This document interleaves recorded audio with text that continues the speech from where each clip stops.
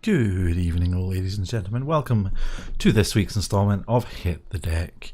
Today we are going to be looking at some white-red mentor thingamajigs at the request of the Mr. Dark Preacher. So, I don't think there's anything new. I mean, we have new sealed events and new draft events, but aside from that, there's not a huge amount that's new in terms of updates to Arena itself. So I think we're just going to hop straight into actually getting this deck set up. So what we're going to do is we are going to follow roughly the same sort of format that we did last week. So we'll start off with a deck that is mostly going to be sort of commons and uncommons. We'll play a couple of games with that, and then we will do an upgraded version with some rares and mythic rares. So I'm going to go ahead and filter this to common and uncommon. Mentor is the ability of the Boros faction from Guilds of Ravnica. Let me see if I can find a little mentor dude.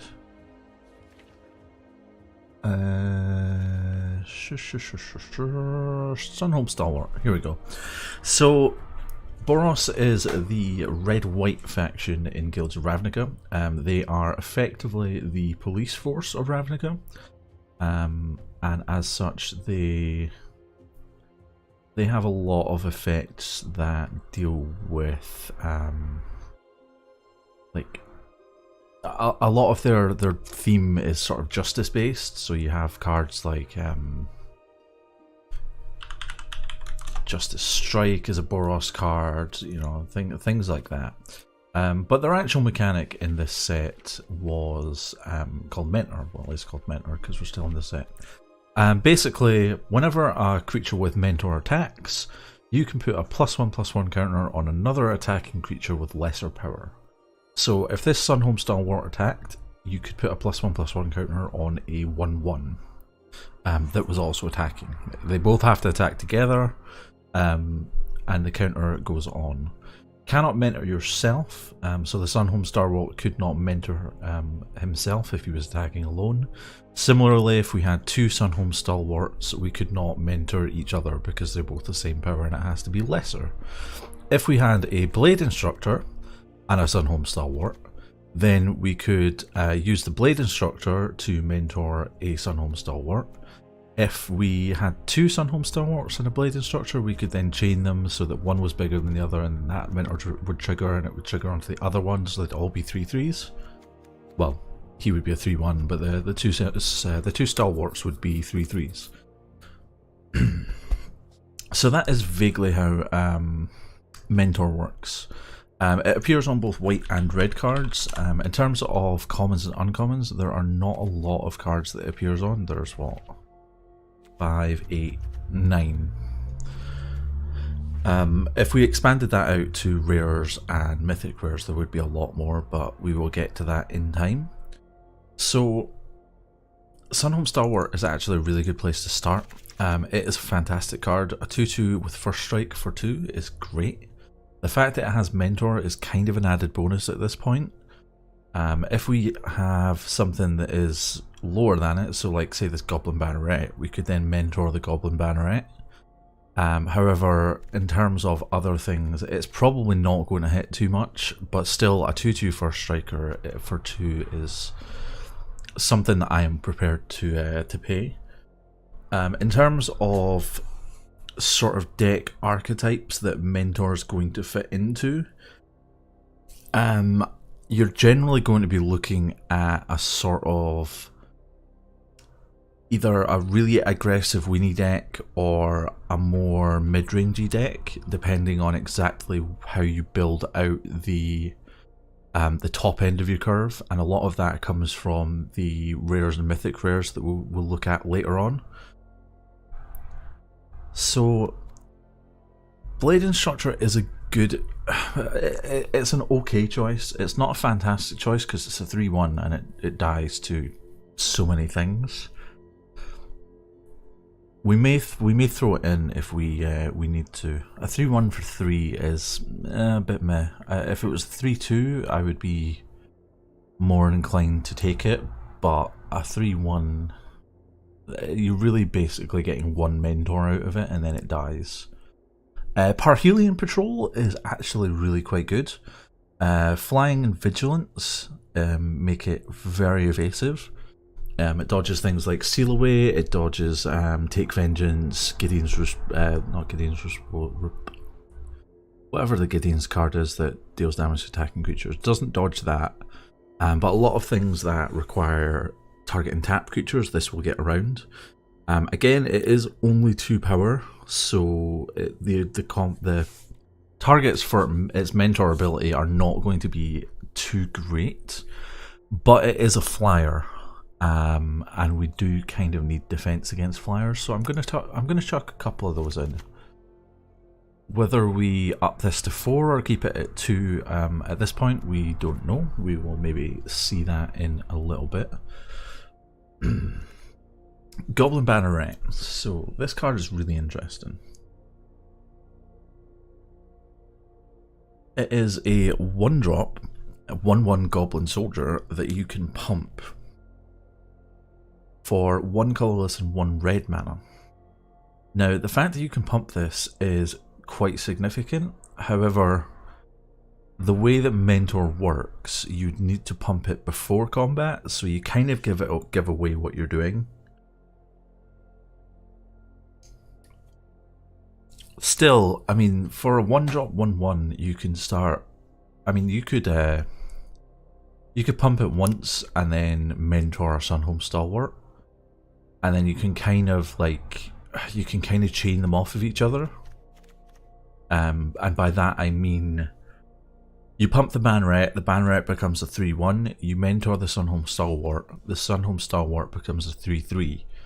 Next turn you attack with both, you don't pump the Banneret, so the Banneret's a 1/1 and the Stalwart's a 3/3. You then use the Stalwart to mentor the Banneret becomes a 2/2. The following turn, you pump the Banneret becomes a 4/2, and then can mentor the Stalwart.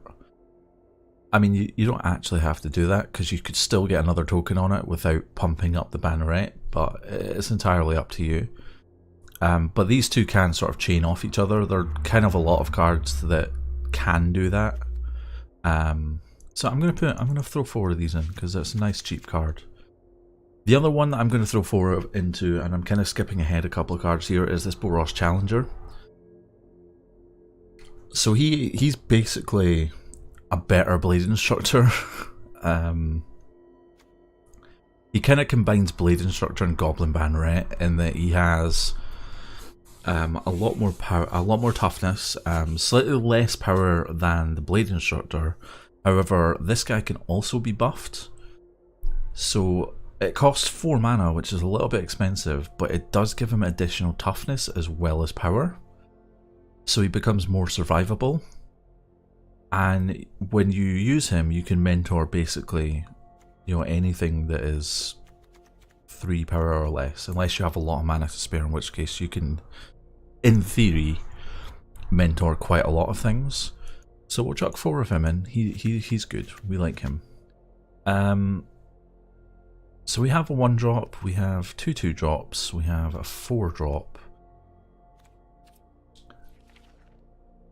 I wonder, I mean, we could do with some more 2-drops, but we'll get to that in the non-mentor cards.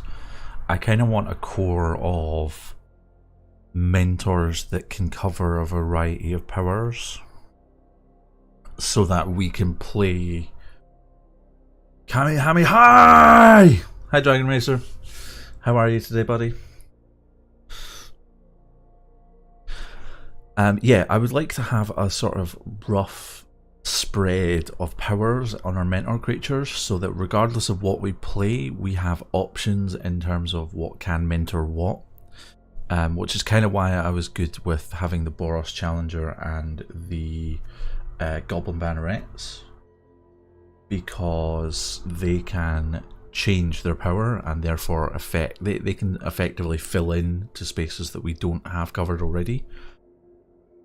Having said that, I'm kind of torn between Hammerdropper and True Fire Captain. Hammerdropper is great in limited because he is a 5/2 for 4, which is scary in limited. However, True Fire Captain has that extra toughness, so he's out of shock range, whereas Hammerdropper dies to a one mana red spell.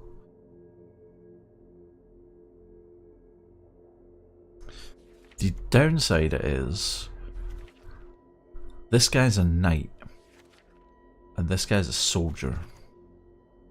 Now that might not seem relevant right now, but when we go to rares, mythic rares, there are things that we can do to buff up all creatures of a specific type, and if we can keep all of our creatures to one type, aka soldier, which is what I'm aiming for here. Parhelion Patrol is kind of an outlier in that it's a knight, but it hits a lot of spots that we need it to right now, and in terms of it being a flyer and having Mentor. Although we could drop it. We'll see what our other flying options are. It might come out, it might not. We also potentially have Bard and Sergeant, although 5 mana for a 4/2 is... I mean, yeah, it's okay, but it's not great. Again, like in limited, this card is a pretty bomb because you drop it and you swing and it just does stuff. I really want to put in the True Fire Captains just for its effect, but I don't know how. No, Wujek Bodyguards. 3/3, so we could potentially chain that a little bit. Let's put some Wojcik Bodyguards in. Maybe not 4, maybe go down to 2. Okay, let's start looking at non-mentory stuff, because we're kind of like 3/4 of the way through our deck and we haven't really done very much. So, Healer's Hawk. This card is efficient. It's a 1-drop 1/1 flying lifelinker. Unfortunately it's a bird and it's not a soldier, but you know, we're just gonna have to live with that. The other option at 1-drop is Hunted Witness. He's a terrible like card for control decks, because unless you counter him, which on turn 1 is very, very unlikely, you have to spend twice as much mana or twice as many resources to get rid of him, because he spawns a token. And it is a soldier token, so it kind of synergizes with the rest of what we're going for here. But I wanted the Healer Hawks for both the flying and the lifelink to try and sort of sustain us a little bit. Healer Hawks also become good targets for like Sunhome Stalwarts and your Boros Challengers.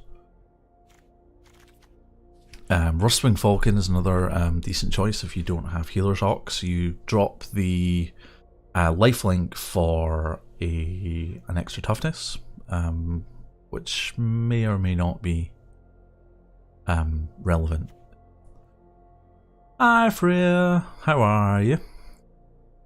Skymarcher Aspirant is another one that I would like to throw in. Again, it's very efficient. It's a 2/1 for 1, and if you have the City's Blessing, which happens when you get 10 permanents or more, it has flying. Very efficient card, kind of like it. Adontal Vanguard is basically an auto-include here. It's a soldier. It's a 2-drop, and when it attacks it gets +2/+0. It makes it very difficult to mentor, but the pay 4 life to make it indestructible thing is really good, especially against control and burn decks. Bishop Soldier is another option for your 2-drop slots if you didn't want to run Adontal Vanguard. 2/2 lifelinker for 2 is great. It's really good value. Ajani's Pridemate is another option as well. Notice that a lot of these are all soldiers. There's a theme here. In terms of other 2-drops, Knight of Grace. So there's basically two ways you can go here. You either go down the soldier focused route and you look at things like Radiant Destiny to buff all of your soldiers, or you do a sort of joint soldier knight list, in which case you run things like Knight of Grace. You would run True Fire Captains, things like that. It doesn't happen automatically. You have to have a card that has Ascend on it. But if you already control the permanent that has Ascend and you get to that magic 10 number, you will automatically get it. You don't have to. It's not like when you play it, it triggers. It's just a passive thing as long as you have something that has Ascend on it.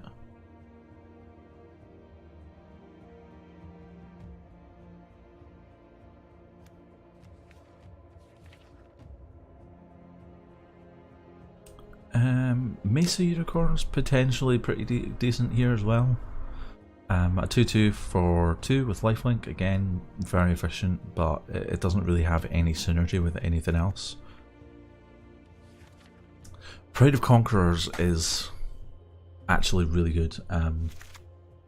A 2-drop instant that gives all creatures +1/+1 until end of turn, or if you have the City's Blessing, they get +2/+2. That is just great. A lot of this deck will probably be white focused with a little splash of red for some other cards. We're probably not going to play a lot of removal and instead focus on just going really fast. Take Vengeance is an option if you did want to run removal though, as well as obviously Seal Away. Other options that we have, so we're kind of moving into 3-drop territory here, which is fine because we have 14 permanents at 2-drop, so moving on from there is probably a good shout. Everdawn Champion is a pretty decent 3-drop. Yeah, 3-drop. It's a 2/2 that doesn't take combat damage. So you can effectively block like a 10/10, like a Gigantosaur. You could block that with Everdawn Champion, and Everdawn Champion would survive because it would prevent all of the damage. It's also really good against lifelinkers because lifelink, you only gain life if you deal damage, and you're preventing the damage, so that is an option. A soldier as well, by the way, just, you know, FYI. Our options at 3-drops, so Militia Bugler, a 3-drop 2/3 with Vigilance that lets you sift through your library for a creature with power 2 or less, which at the moment is everything except this Wojek Bodyguard. So I'm going to shove 4 of him in. White doesn't get a lot of card draw, so this is a really good card. Pegasus Courser is another good option for 3-drops. If you don't mind breaking the soldier synergy that we're kind of going for here. The fact that it gives another target creature attacking, a target attacking creature flying is kind of spectacular. You can take like an Adanto Vanguard and make it fly, and then you hit them for a lot. Rock Charger is basically the same. It's actually exactly the same.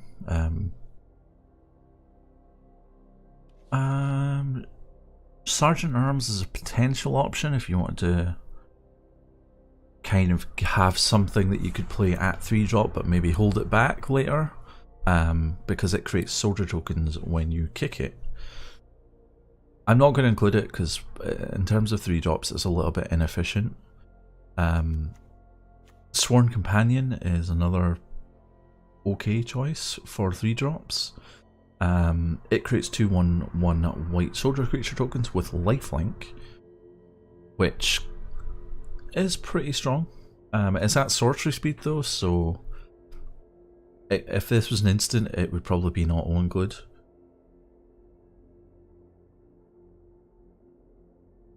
How are we in terms of mana curve? We have 6 3-drops, 2 4-drops.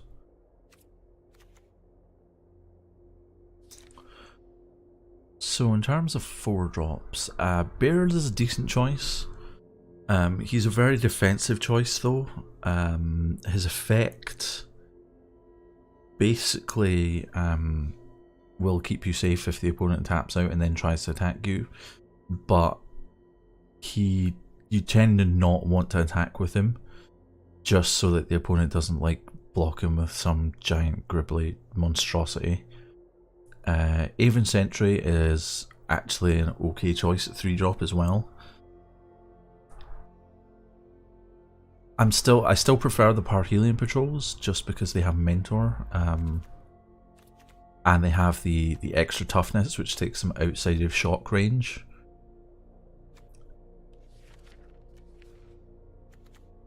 Trusty Pack Beast is probably not the best option. Conclave Tribunal is a really good choice here as well. You can effectively play this for free if you have 4 creatures in play. Inspire Charge is decent at a 4-drop. You know, buff all your creatures, +2/+1. Yep, good. What else do we have? Excellence Binding is also pretty good. Just getting rid of something and stopping them playing any more of that thing, yes. Hyacinth Addiction has potential if you wanted to go down a more life-gainy type of route. On Sarah's Wings is okay. I wouldn't necessarily recommend it, but it's not a terrible choice if you wanted to go that way. What else do we have here? I'm kind of looking for soldiers rather than anything else, but I'm kind of pointing out decent choices if you wanted to go for a more rainbow-y effect. And I'm also kind of pointing out removal choices because I know that there will be people that want to play removal rather than just go really fast. In terms of removal, Blessed Light, this card is fantastic in terms of removal of both creatures and enchantments. It is a little bit expensive. Sorry about that. It is a little bit expensive and it costs 5 mana, but it does exile rather than destroy. So it can get around things that trigger when they take damage, like Dinosaurs with Enrage, True Fire Captains. It also gets around Indestructibles, so like Zatalpa or that giant worm. What's it called? There's a 16/16 Indestructible worm with Trample. It would get around that as well. Bright Reprisal, sort of okay. Destroy target attacking creature and draw a card. It's decent. Starcrowned Stag is kind of pseudo removal in that it lets you lock down an opposing player's creature just by tapping it whenever it attacks. Hi Sharpie, how are you? Glorifier of Dusk is actually a really interesting choice here. I'm going to chuck a couple of them in because I haven't played with them yet, but I like the look of them. I am good. Glad to see you.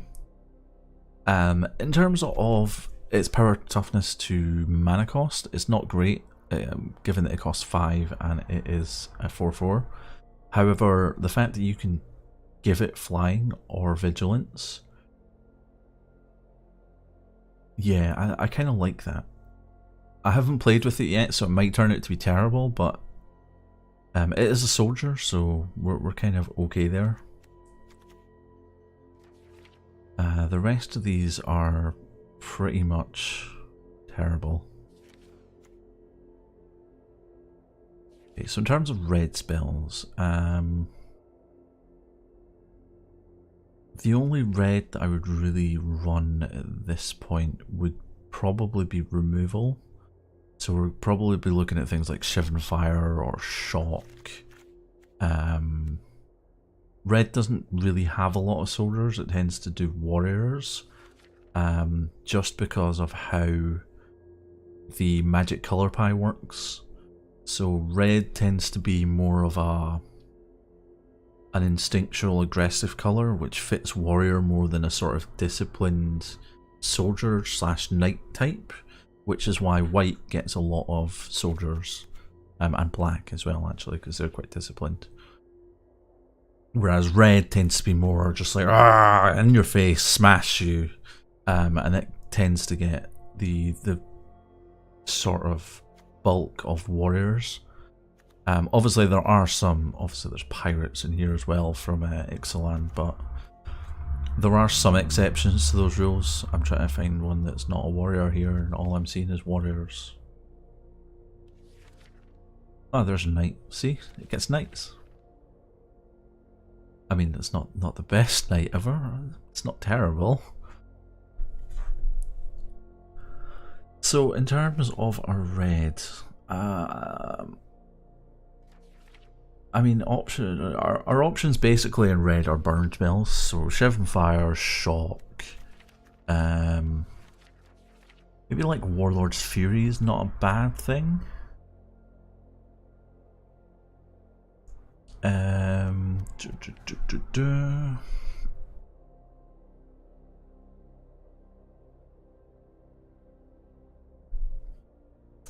Lava Coil's a pretty good option. I would potentially run Lava Coils in the sideboard. Just because that gets around things like Adanto Vanguard. Well, no, it doesn't get around Adanto Vanguard. But it can get around like Crackling Drakes, Enigma Drakes, etc. that are only 4 toughness. And it exiles them to stop them coming back. So that is a potential sideboard card, I would say. Lightning Strike's a good choice as well. Sure Strike has potential. There are obviously like 64 different versions of Sure Strike, and I think that that one's the best. What else do we have here? Tormenting Voice is okay. I mean, it'd give us some card draw, but we'd have to discard. That's not really what we want to do.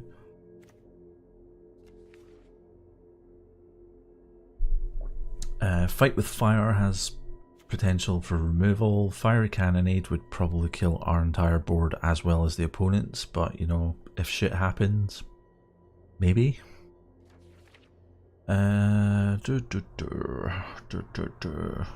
No, I'm not seeing anything that is going to make me want to.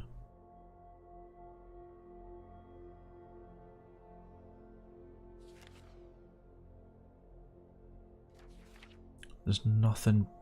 I mean, there are some things here that are okay, but there's not a lot of synergy with the whole soldier thing that we're going with. Hey Lariam, how are you?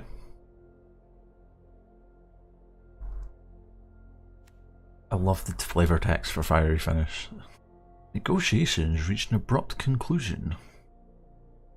I love the art for Inescapable Blaze.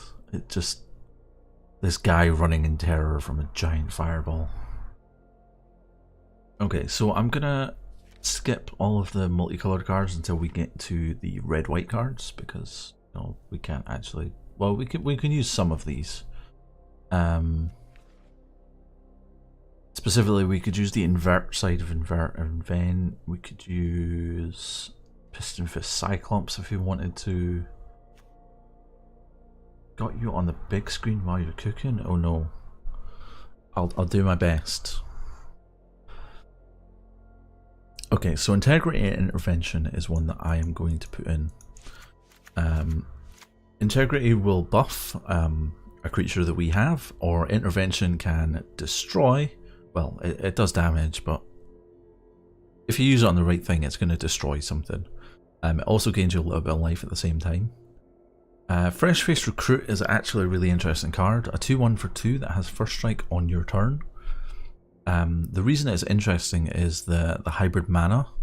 So you can use either red or white, which means you're less likely to get mana screwed on turn 2 and get your 2-drop out. It's not as important because we have options there, but in terms of like limited, this is a really good card. Justice Strike is another one I'm putting 4 of in because although actually I might only put 2 in. Although I said I wasn't going to run a lot of removal, Justice Strike is a very efficient removal spell. As long as the creature that you're targeting has either equal power to toughness or higher power to toughness. So it wouldn't deal with Boros Challenger or Militia Bugler or Parhelion Patrol, but you know, pretty much everything else it would kill. And that reason is why we're only running 2, because there are quite a lot of targets that have a higher toughness to power, whereas something like Integrity Intervention will just kill things. Skyterror is an option. Skynet Legionnaire is also an option, but it's a knight. Truefire Captain again is an option, but it is a knight as well. Heroic Reinforcements, I like this card. You create 2 1/1 white soldier creature tokens, and until end of turn, all creatures you control get +1/+1 and haste. So it is spiffy. Garrison Sergeant is pretty interesting. A double striker, as long as you control a gate, is yeah. Swaithcutter Giant is the probably last inclusion that I'll drop in at a 2 of. A 5/5 for 6, but it has Vigilance, and whenever it attacks it deals 1 damage to each creature defending player controls. If we come up against a dinosaur deck with lots of enraged creatures, this will probably fuck us over, but if we come up against like a weenie deck, then this potentially will turn the game if we could survive till turn 6 and play it. I'm really tempted to put either the Skynet Legionnaire or the Skyterror in. I would probably go with the Skyterror because Flying and Menace is just all of the evasion. But if I was to put in the Skyterrors, I would probably drop out the Parhelion Patrols. Skyterror is very vulnerable to shock, so is Skynet Legionnaire. Maybe we just run like this. The other thing I'm going to do is drop in 4 Boros Guild Gates and 4 Stone Quarries. Where that one? And then we need to cut some cards, but that's... Yes, turn off automatic land suggestions. We're very heavy on 1 and 2 drops.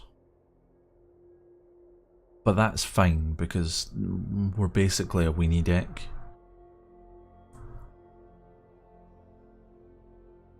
$22 lands is probably about right. So we need to cut 8 cards.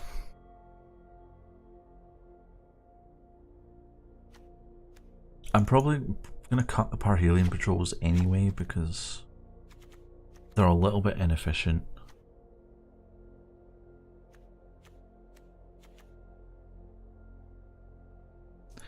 Adanto Vanguard doesn't really fit the whole mentor theme either. And we'll drop 2 Integrity Interventions because we have Pride of Conquerors and it's a better Integrity. Yeah, okay, let's try this. Boros Mentor 1.0. I've just realised I don't have Deckmaster running. I am a professional streamer, as you can tell. I don't know where that deck has gone.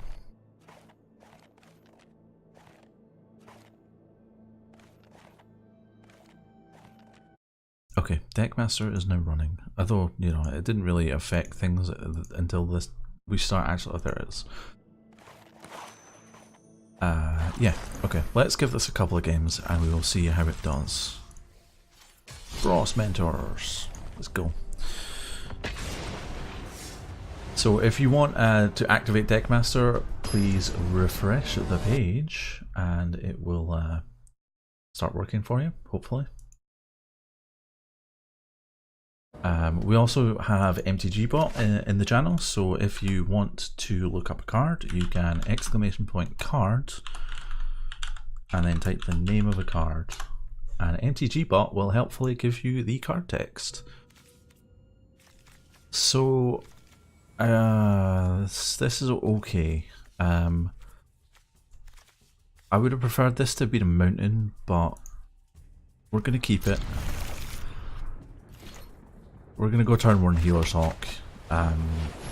It means we're probably not going to be playing anything turn 2. But Healer's Hawk, oh no, I take it back, we are playing something turn 2. I'm going to go with the Boros Challenger. Just because it's a 2-3. Sweet! I don't think that guy likes Boros.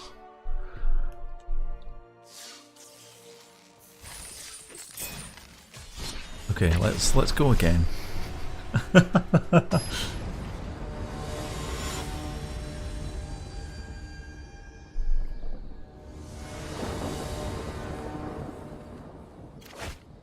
This is a mulligan.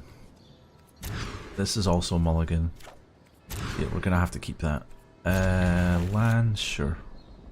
So we don't have a 1-drop, so we're just gonna play the Guild Gate and go into tapped. Okay, mono red aggro, great. Boros Challenger, probably gonna get lightning striked or potentially wizard lightning in. Oh, electrostatic field. Guildgate, sure. I'm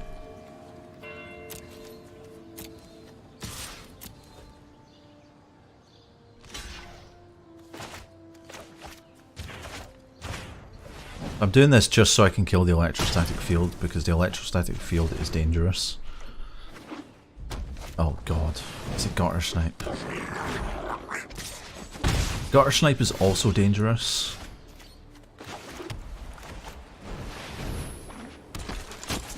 He'll take this. He's not going to block with a Gutter Snipe because the Gutter Snipe's core to his strategy here. So, Electrostatic Field deals 1 damage whenever you cast an instant or sorcery spell. And Gutter Snipe does 2 damage whenever you cast an instant or sorcery spell. Wait, why couldn't I can't attack or block alone?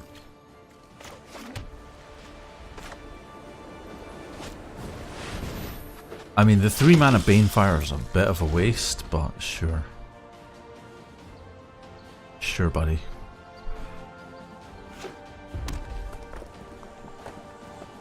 Wow. Okay.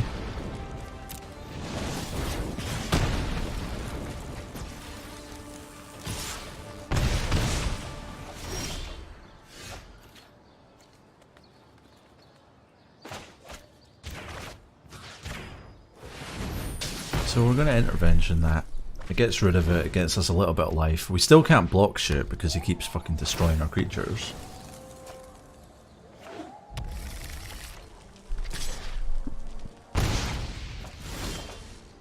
And we can't attack because Wojek Bodyguard can't attack or block alone. This is why Wojek Bodyguard is a terrible card.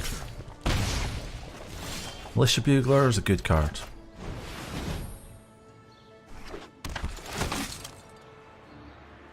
Get the Boros Challenger. Play the Boros Challenger.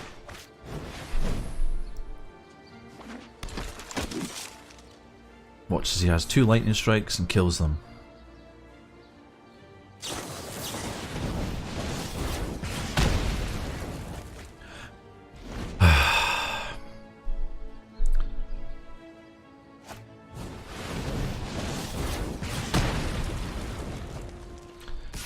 This is why everyone hates mono red.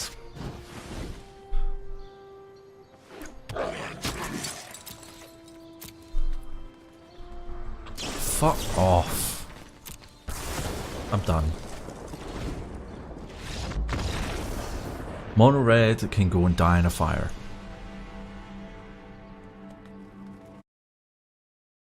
Actually, mono red, like dying in a fire would be too good for mono reds. At least it wasn't the degenerate freaking Steamkin deck. Actually, the burn deck might be even more degenerate. So one thing I'm probably going to do is take out those Wojek bodyguards.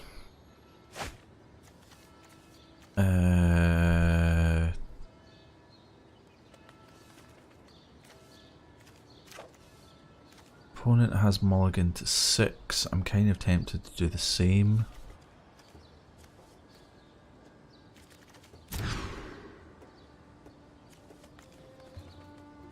Sure.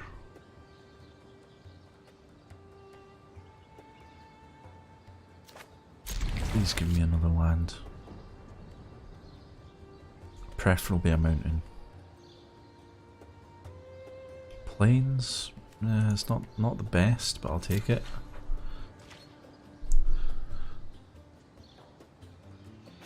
So we play second, so we draw a card. Ideally I would have liked the mountain so I could Banneret and then go Boros Challenger next turn. But we're playing the dinosaur deck. But I guess that Sunhome Stalwart is an acceptable 2-drop. I mean, it's a really good 2-drop, but I would have preferred to have played something turn 1. That is a Stone Quarry. Let's see what he does here. Nothing. Okay. The race is on.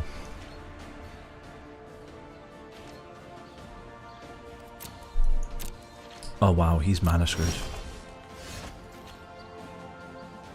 So we're gonna Boros Challenger and then Sky Marcher Aspirant. May as well attack. I don't think he's gonna block with a Drover.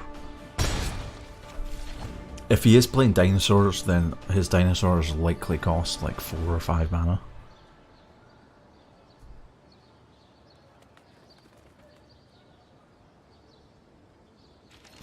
Okay, wow, he's very, very mana screwed.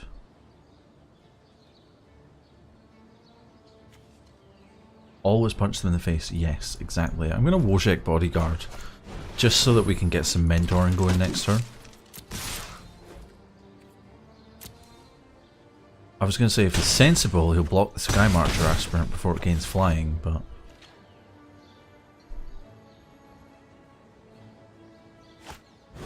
Ooh, Deafening Clarion. That is not a card I wanted to see.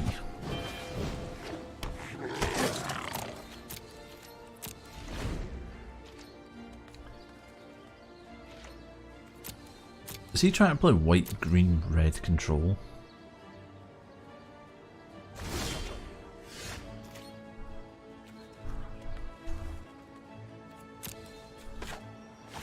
Okay, so if I heroic reinforcements here, I will punch him in the face for 6. Yeah, screw it, let's do it. Punch in the face! I invoke the Ritual of Meagle Face. And you can't Deafening Clarion again. Good.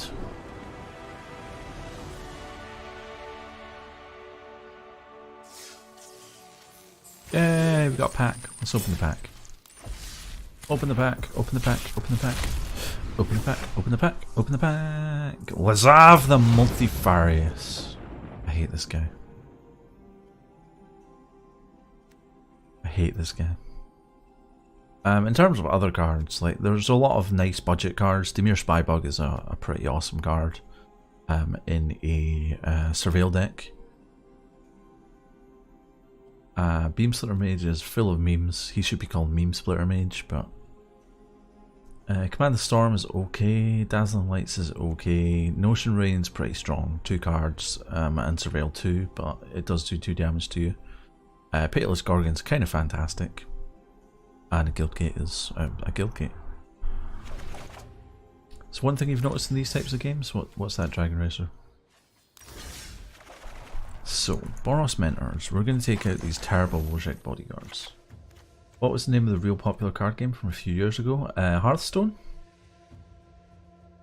It's the only other like electronic card game that I can think of that's been popular over the last like few years.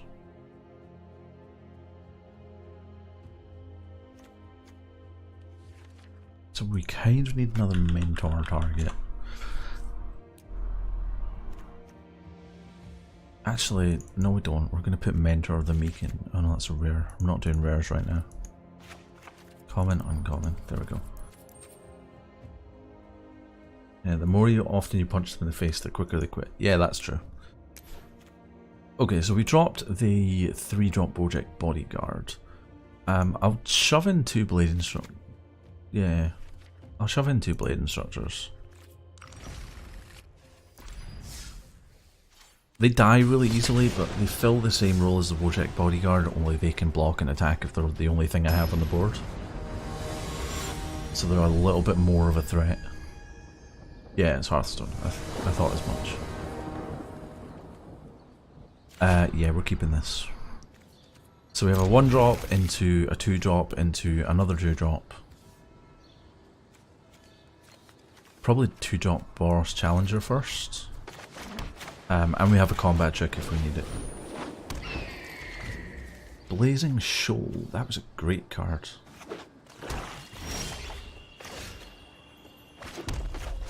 Go, Harold, the Healing Hawk. Give me life.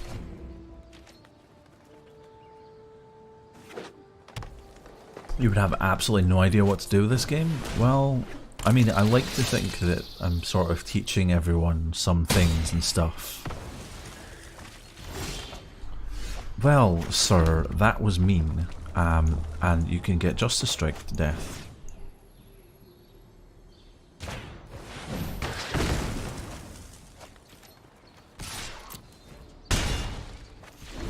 You know, I would like to think that I'm helping people learn how to play the game better with these streams. Please tell me that's true. But I mean, if you want me to go like all the way back to basics for one of these streams, Dragon Racer, we can totally do that. That is not a problem in the slightest. What did he just do?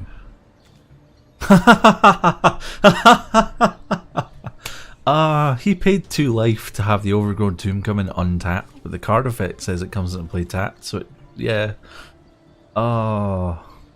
I'm sorry, dude. I shouldn't laugh at that.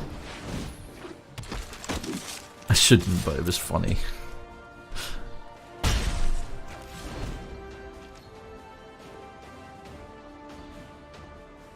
Ooh, 3 colours. Green, blue and black. Interesting. Ooh, Eldest Reborn? Okay.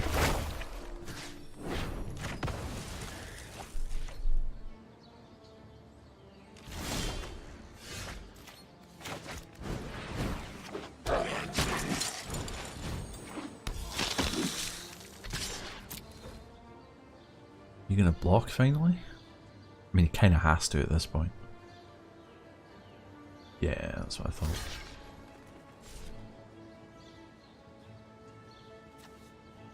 Oh, he's not blocking. Sure, I'll discard the card that I have no hope in hell of casting. Ravenous, chop a chop. Come on, show me the card. Show me the card. Unless he plays another Eldest Reborn, which would be funny.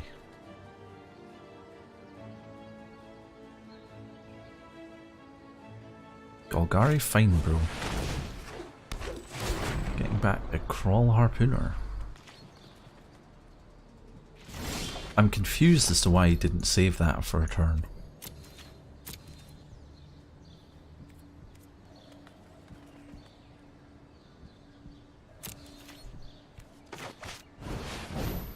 The unfortunate thing is that I don't have... Oh shit, he's going to bring back the Glorifier of Dusk.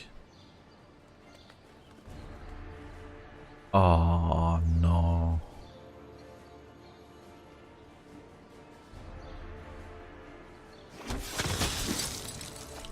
Welp. Rip us.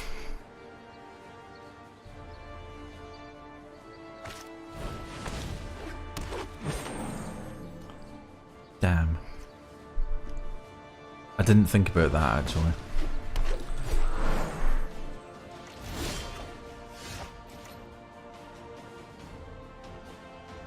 Okay. We're going all in.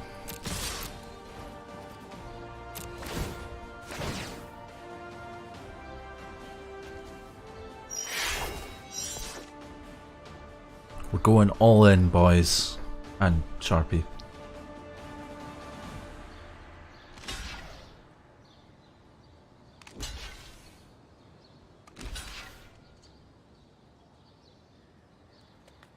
Pride of Conquerors! I mean, I can't ascend yet, but...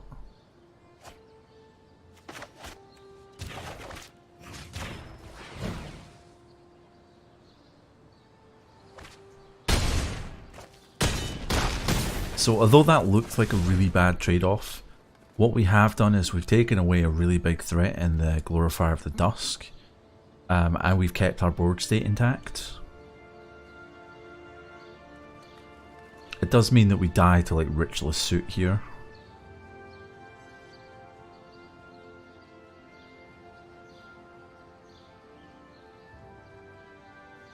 A Meteor Golem on the Boros Challenger. Goblin Banneret's the threat here.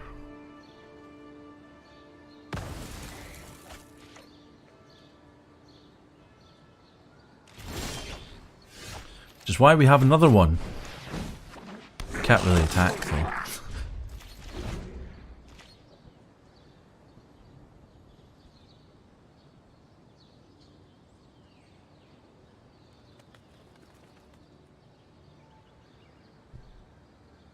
I'd love to say a land would be nice here, but really a land makes like no difference to us because we don't have anything to play.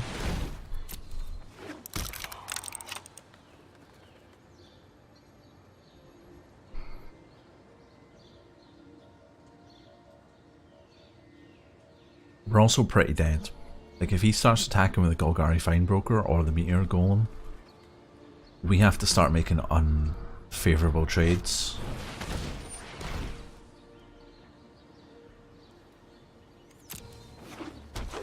He's just getting more and more lands. Meanwhile, I'm sat here on fucking 3. He has 8 mana available to him. Why are you not attacking?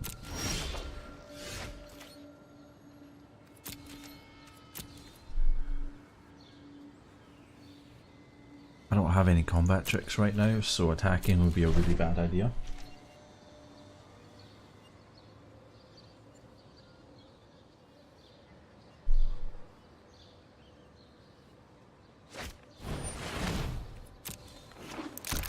What the hell is this deck?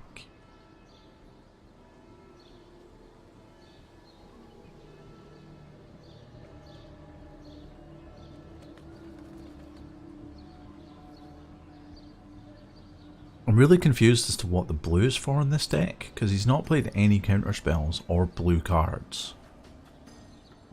Which makes me think it's like something bombish, and I probably don't want to see it.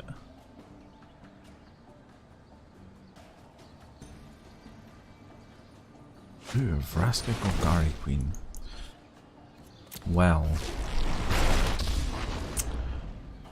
Your corpse will make a nice souvenir.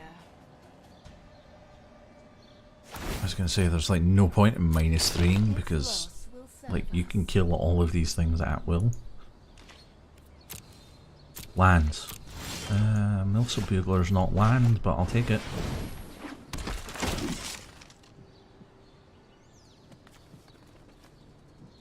Take the Sky Marcher Aspirant because that means that we can ascend in a couple of turns. Hopefully. 5, 6, so that would give us 9.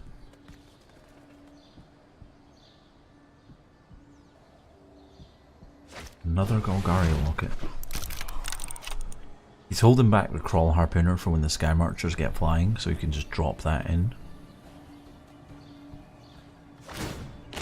Everyone is expendable, except me.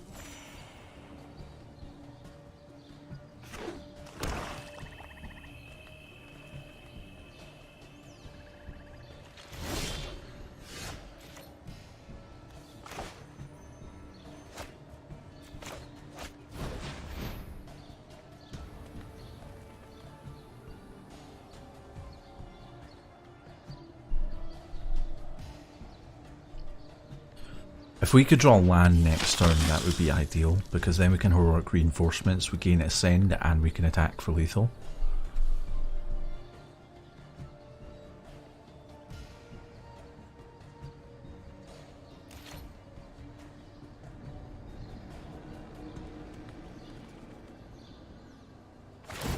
Drawing cards off the locket, this makes sense.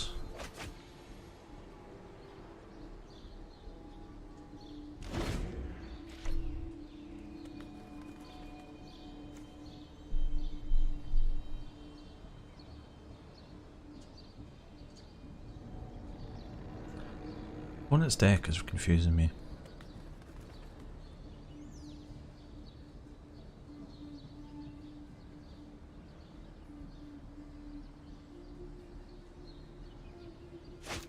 Muldrotha. That's what the blue is for.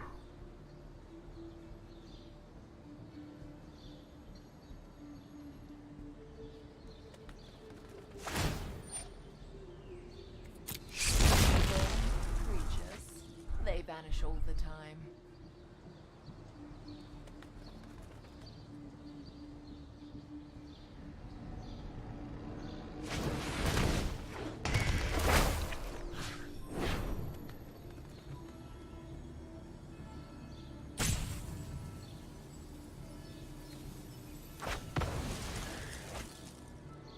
Well, we're kind of fucked.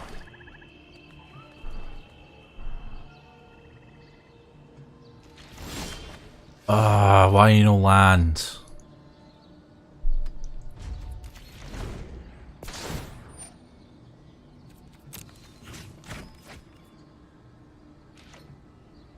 It's probably going to attack with Muldrotha.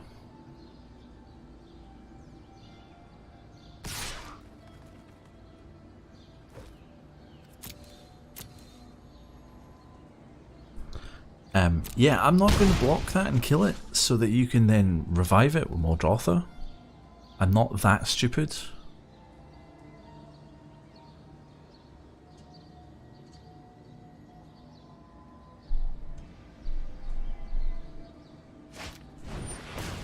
We have 1, 2, 3, 4. We have 7 permanents. We're 3 away from ascending. I'm kind of not seeing a way that we win this. Unless we start drawing land. But if we start drawing land, we're probably going to not stop drawing land.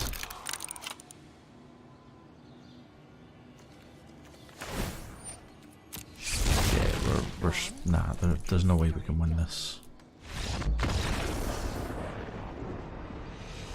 We can't attack, and basically he just kills something every 2 turns with Vraska. Okay, so let's look at upgrading this with some rares and mythic rares, shall we? The deck sort of works. It has some land issues, but we'll deal with that.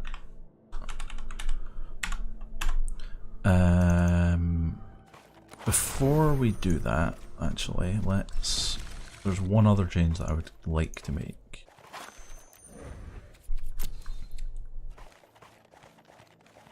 So, Unclaimed Territory is a very tribal card. However, because the majority of our cards are soldiers, I feel pretty decent putting this in. I'm also going to drop down a couple of creatures so that we end up with 24 lands. So we're going to put 2 Unclaimed Territories in, and I'm probably going to drop the Glorifier of Dusks because they're just not doing... They're not doing enough.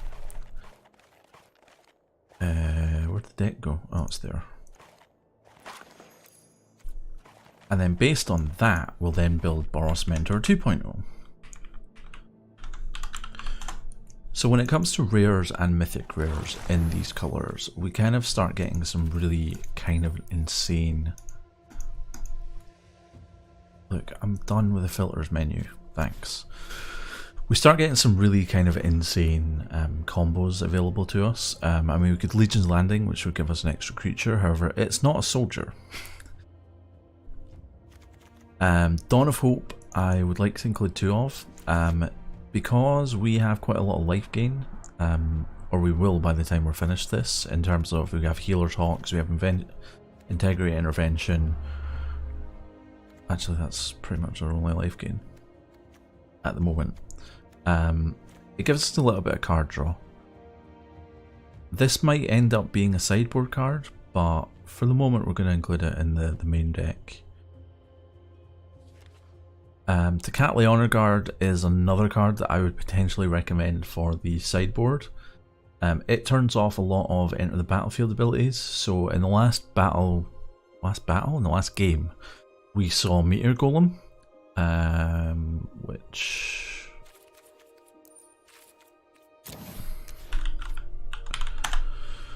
which says when it enters the battlefield, destroy target non-land, permanent, and opponent controls. So if we had had Tecatli Honor Guard in play at that point,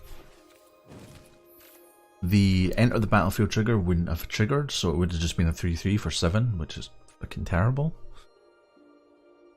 Mentor of the Meek is another card that I would like to include, and we're going to drop the Blade Instructors for them. Radiant Destiny is the card that... this card is the reason that I've been trying to keep this as soldiers. So, when it enters battlefield, you choose a creature type. Soldier is a creature type. So you name soldiers with this, and then all of your soldiers get +1/+1, and if you have the City's Blessing, they have Vigilance. Which is awesome. So we're putting 2 of them in. Stupid Evan is still dead. Yeah, he was dead when I went to see him yesterday as well, Sharpie. I think he's just always dead. Other rare options that are pretty good. Settle the Wreckage would give you a little bit of defense. Shalai again gives you some defense through the Hexproof. Resplendent Angel gives you some token generation if you have enough life gain, which we don't currently. Ajani is also potentially an option, although the tokens that he creates are just cats and not cat soldiers.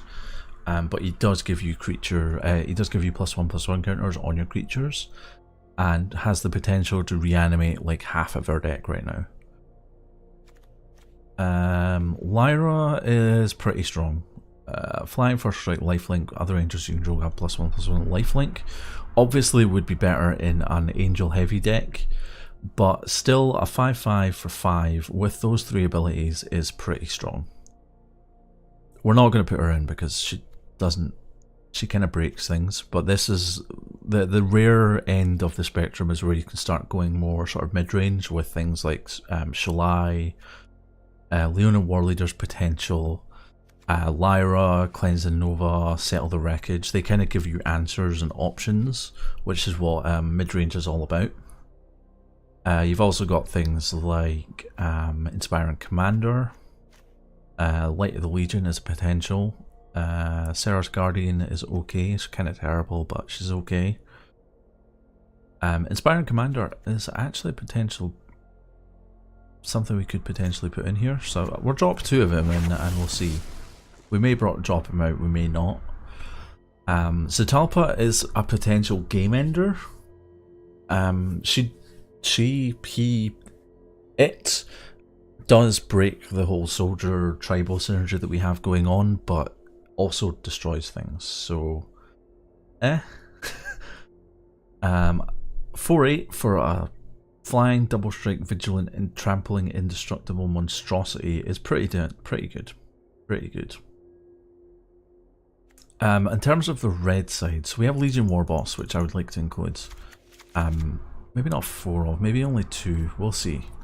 This spawns a token at the beginning of your combat step, and it's not legendary, so you can have multiple of these out at one time, and it will sort of spawn multiple tokens. Also has Mentor, which is less of a critical component of the card and more of an added extra, because you probably don't want to attack with this guy and just spawn the tokens and ping.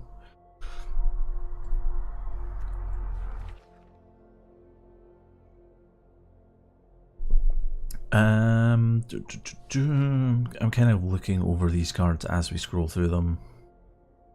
If you do want to break the, like, if you're not terribly bothered about the soldier tribal, you can include things like Arclight Phoenix. Probably not the best shout in this deck because we're not really going to be playing enough instant or sorceries to justify it, but it's still a 3/2 flying haste. A better choice would be Rekindling Owlix. It's not a Phoenix, it's an owl. Yes, I did say Owlix. Rekindling Owlix is a 4/3 for 4 that comes back from the dead. Pretty good choice. You've also got things that you can look at like Vertex Bladewing, that if you kick you get 2 4/4 dragons. Etali Primal Storm is pretty damn good.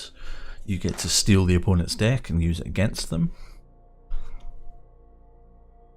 Other choices, there's probably not that much around here. Banefire is a good choice, although, you know, given how much we struggled to draw lands, it's probably not that big of a finisher. I would potentially sideboard this for control matchups, because if you can get to the Magic 5, it can't be countered.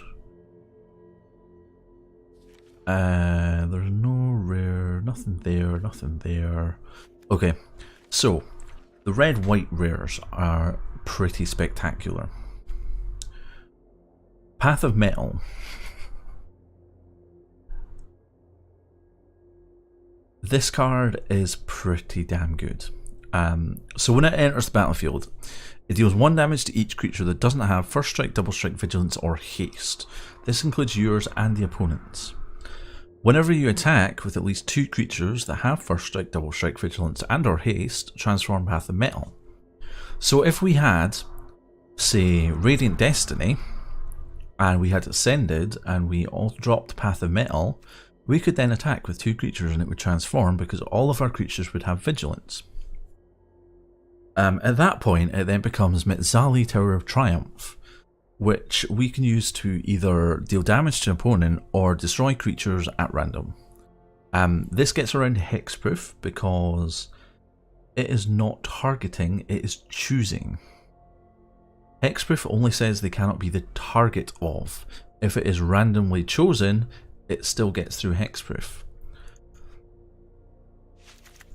Response Resurgence is kind of spectacular. Swiftblade Vindicator is kind of spectacular. Tajik sounds a lot better than he actually is. At the end of the day, he's okay, but he's a bit meh. It would save our bacon against Burn, but he's a 3/2, so he's pretty easy to kill. You can give him First Strike, admittedly, but he's...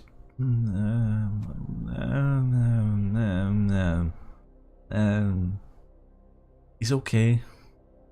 Chance for Glory. I want to like this card, but I can't.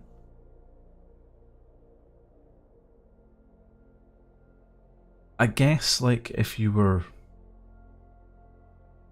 like 1 turn away from lethal and you'd attacked and the opponent blocked the wrong way, you could play this and then it would make all your guys indestructible, and then you could take another turn and kill them. But like the whole at the beginning of that turn's end step you lose the game clause is kind of scary. Aurelia would be good if we wanted to go for a more mid-range deck as well. She can buff herself to make her a 4/5, and then she has Mentor on top of that, so she can mentor quite a lot of things. But again, she breaks the Soldier Tribal, and she's pretty pricey. So we'll maybe not play her right now. Firesong and Sunspeaker are interesting, but I wouldn't necessarily play them. They basically need to be the key component of the deck, not something that's just thrown in. Although I do really like their effect, and I think it would be fun to build the deck around it. We also get access to Clifftop Retreats and Sacred Foundries, which we are going to be dropping 4 of each in, because they will help us fix our mana pool. We're going to drop the Boros Guild Gates, we're going to drop the Stone Quarries, because we don't need them. We're now going to start cutting down the deck slightly, so I'm going to drop out the Integrity Interventions, because Pride of Conquerors is better. We are also going to drop out the Militia Buglers, because we have Mentor of the Meek and Swiftblade Vindicators, actually. Yeah, we will. Swaithcutter Giant, again, I'm going to drop out, because we have better drops that are lower than it. Dawn of Hope, I'm actually going to drop out. I know I said that I wanted it, but no, I guess it lets us spawn creatures. No, I'm going to leave it. It would be good in the sideboard if we needed it, but I don't know that it's main deck worthy.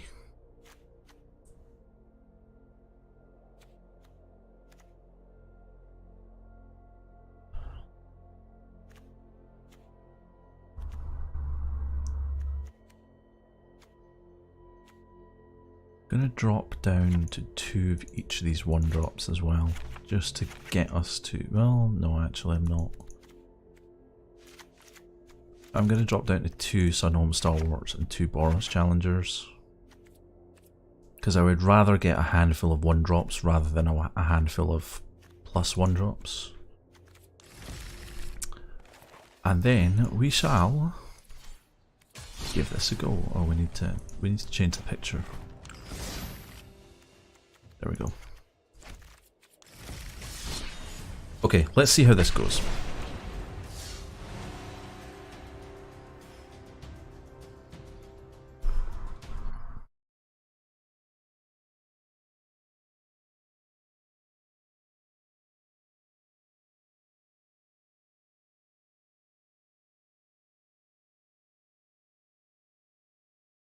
Okay, this is a good hand. We have 4 land, although we have a 1-drop. Not necessarily going to want to play it, because we also have Path of Metal, which will kill it. So I am potentially going to play the Sacred Foundry first turn and let it be tapped, and then play the Path of Metal on turn 2, so that it is there and it doesn't kill our Goblin Banneret.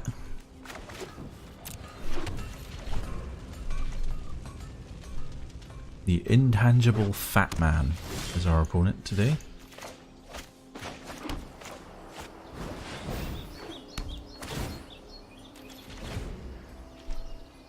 So he is playing red-green. Probably some form of dinosaur.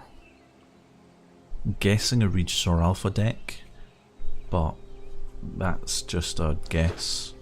Yeah, dinosaurs. Unclaimed Territory, we'll name Soldier, and then we'll play Mentor of the Meek.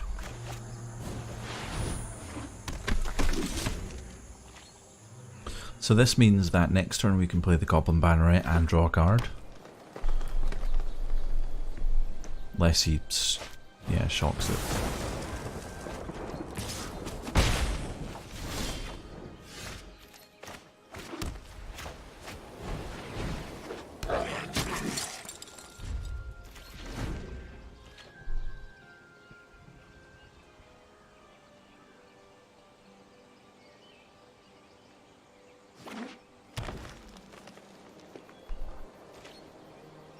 He's going to attack. We're going to take it because I don't want to give him a 3-3. Knight of the Stampede is going to be a problem. Fuck my life. Please stop drawing lands.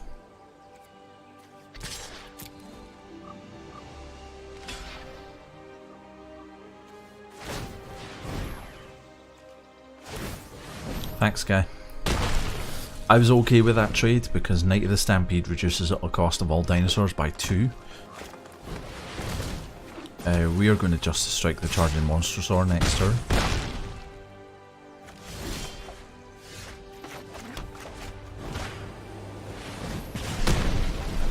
It's unfortunate we had to tap out to kill the Knight, but... Ah, fuck. Ah, fuck. Yeah, we're dead. Too much land. We've gone from too little land to too much lands.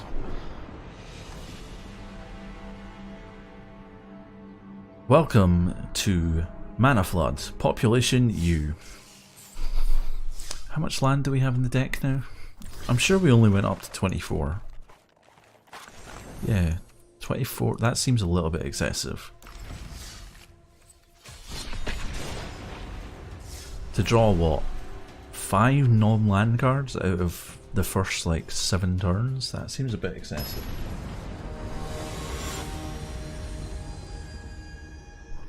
Many tattoo. Okay. This is better. So I'm potentially going to drop Path of Metal.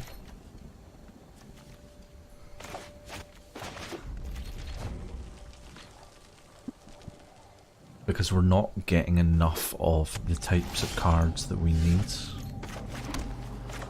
And to justify it being in here. Although Swiftblade Vindicator does work. Swiftblade Vindicator is pretty damn good.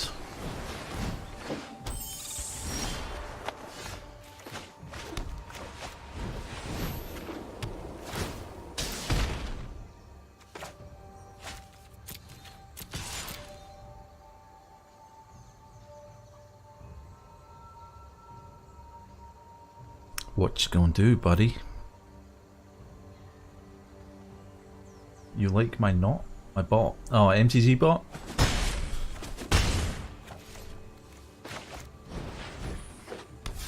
Yeah, MTG bot is fun. He's good. I like MTG bot. I need to actually look at MTG bot because he has a bunch of other commands that I don't use right now. Finally able to sit and look at chat. I'm happy for you, Lorraine. Shit.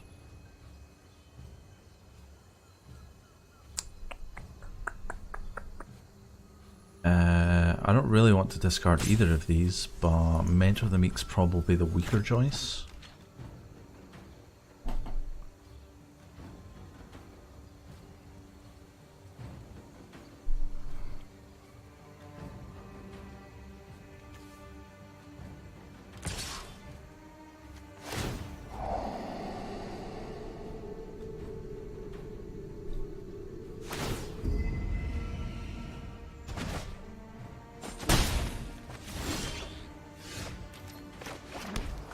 Okay, so we can flip Path of Metal now.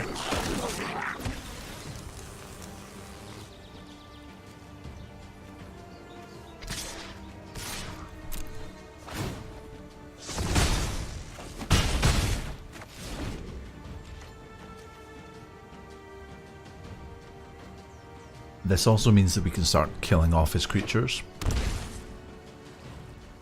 Ooh, Whispering Snitch. A snitchering wisp.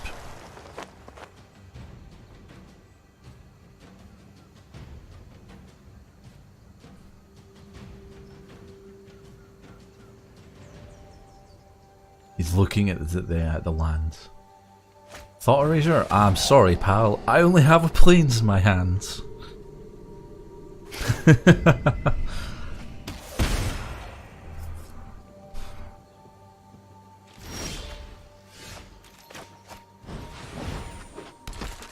Woo!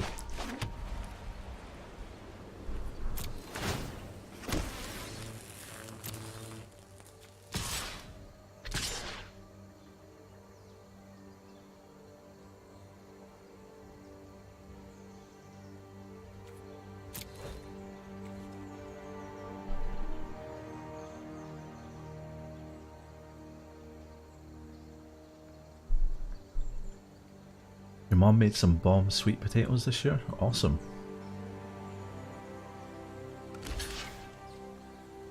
Had some bourbon in the recipe? Nah. Nice.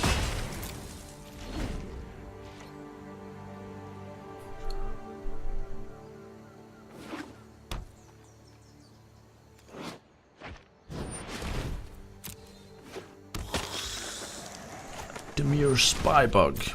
Okay. Go for it. Attack. Let me kill you.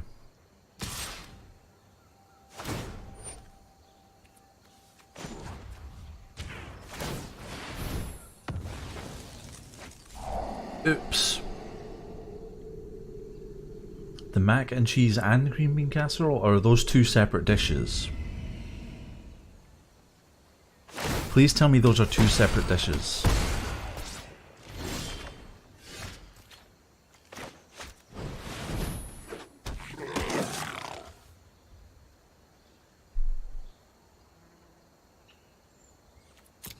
I agree they should be, but that does not necessarily mean that they are.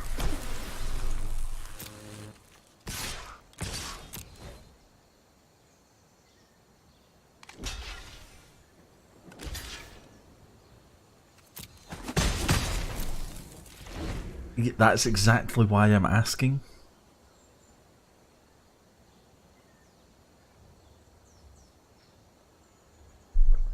Two separate dishes, thank fuck. I was starting to think he'd lost it, Lyrium. I'm not gonna lie.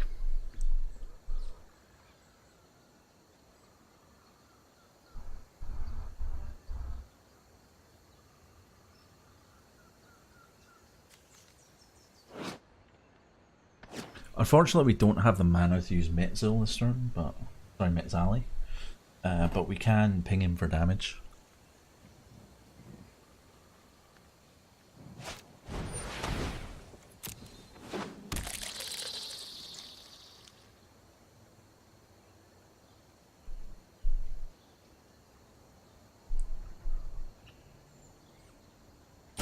He's now thinking, do I want to attack?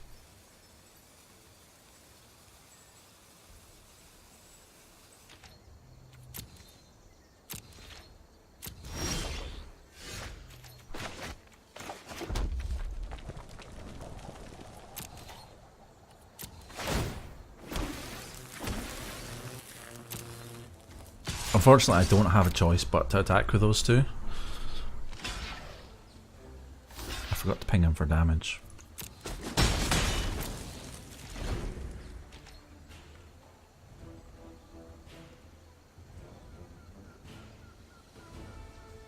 Even if I cannot attack, I can still ping him to death with Metzali.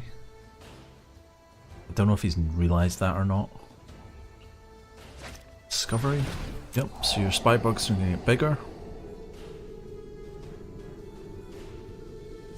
You dropped a submerged boneyard, okay.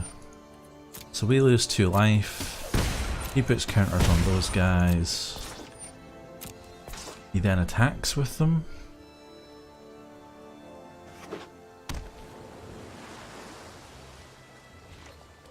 Nope.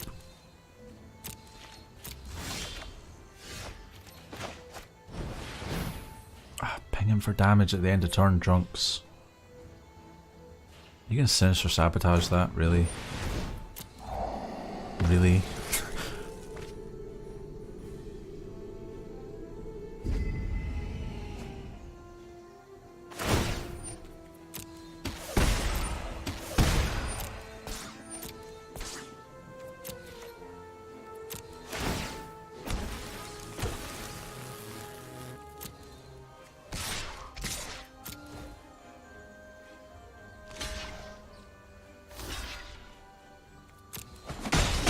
Can't wait till I get my Pride of Conquerors and he does that and they die. Wait, does that gain him life? Oh shit, he gains life.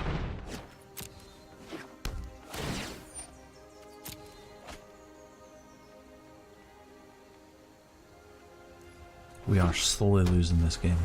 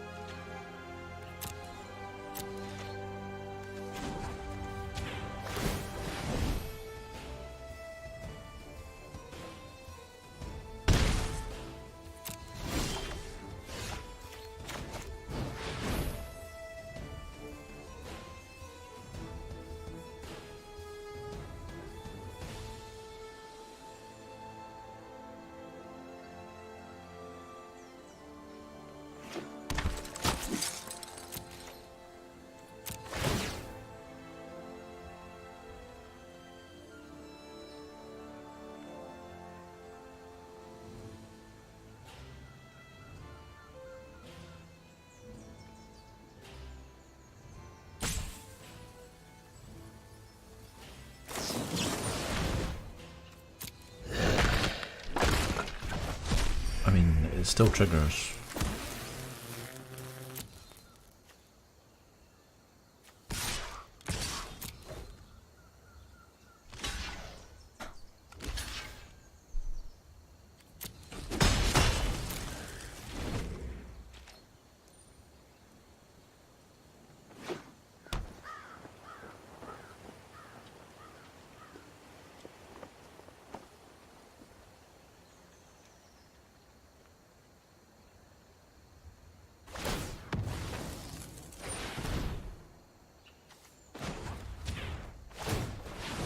That is mean, sir. That is mean. And we just lost the game.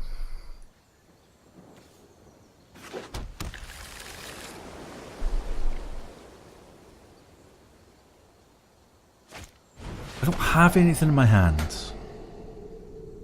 Why the f... I know you're just doing it to trigger these effects, but...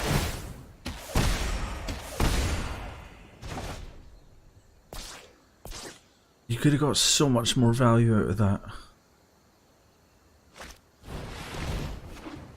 Oh, this guy's triggering me.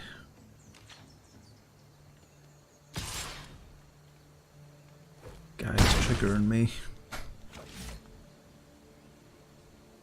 And it's land. We're dead.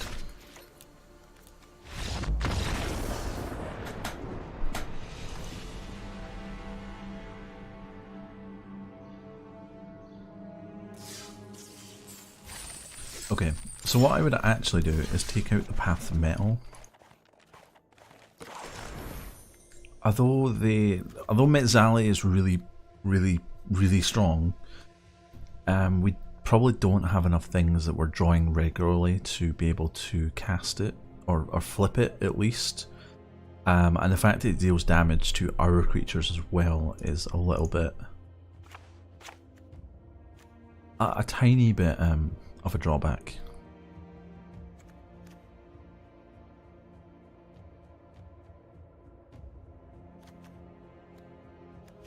What would I like to put in?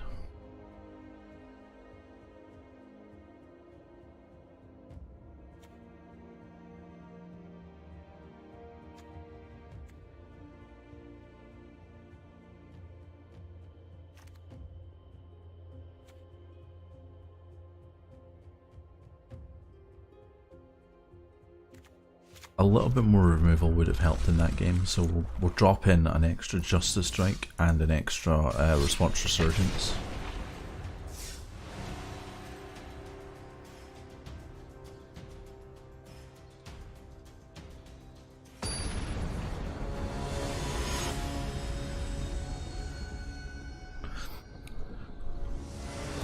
Legion's Landing is a really good card. The only reason I haven't put it in here is because I was trying to keep things to soldiers so that we could play Radiant Destiny. But had I not gone for that plan, yes, I would have put Legion's Landing in. Legion's Landing is strong.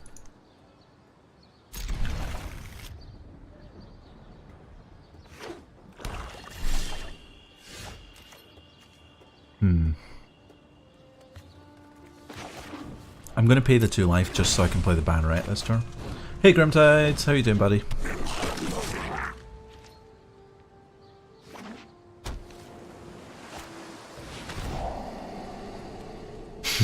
Grimy Tides.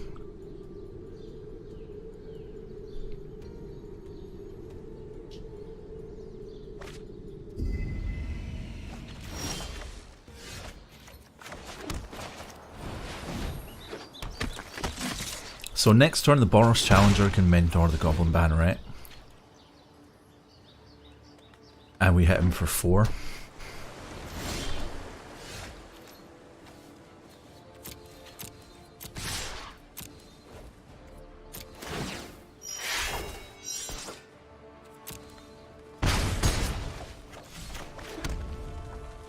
He's probably going to counter this? Okay, he's not going to counter that. Whenever it enters the battle, yeah, it enters the battlefield, okay. That is mean.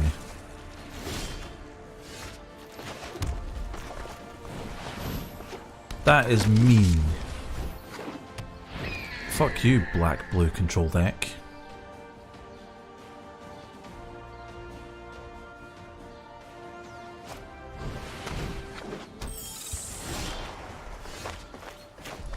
That is a weenie deck killer, you're 100% correct.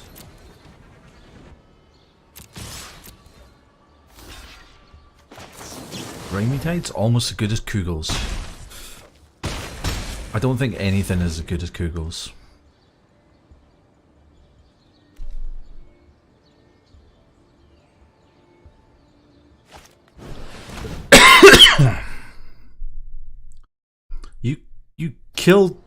You killed my Swiftblade Vindicator.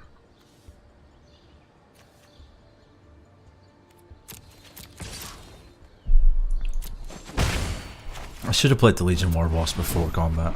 Then I could have hit him for 2. Hey Preach, how you doing, buddy? Vicious Offering? Will you fuck off? I'm just trying to play creatures here.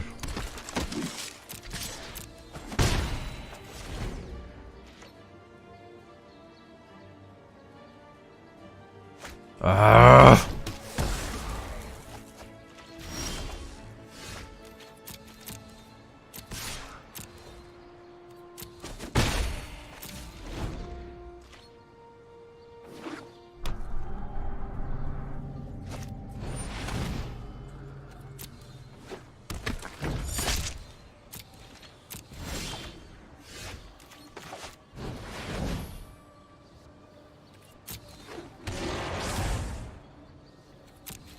This is why I don't have Legions landing in, by the way. So all soldiers will gain +1/+1, and as long as I have the City's Blessing, they will have Vigilance. Did take a sip of my drink? I did take a sip of my drink.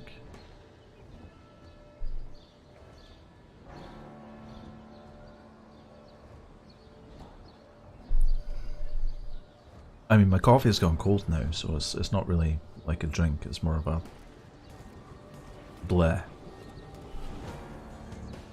Oh god.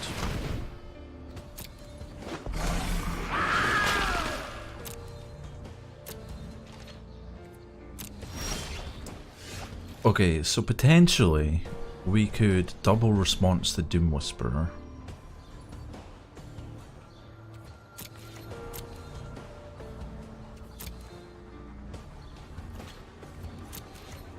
To kill it. Ah, the Roku app's way behind? Ah, okay. Makes sense. Whisper Agent. He now has Death Touch.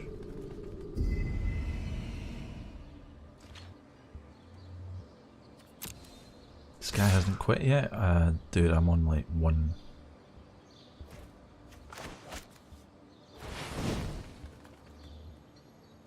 I've got like 1 permanent on the battlefield. Well, I technically also have Radiant Destiny, but that doesn't really count.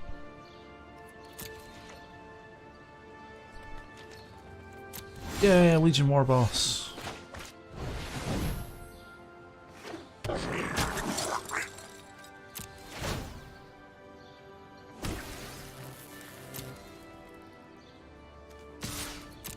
Block with the Doom Whisperer. Block with the Doom Whisperer. Damn it. Need to get you a Yeti brand coffee mug that keeps the coffee hot for a long time. Yeah, but it won't be as good as my Darth Vader coffee mug that is like a litre in volume.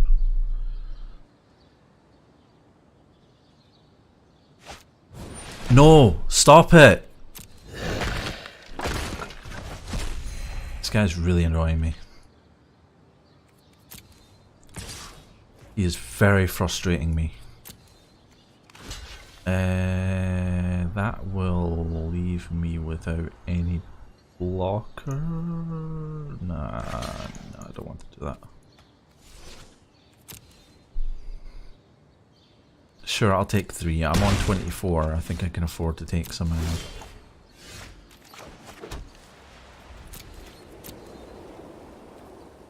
Or a Silver Buffalo. I don't have room for a buffalo.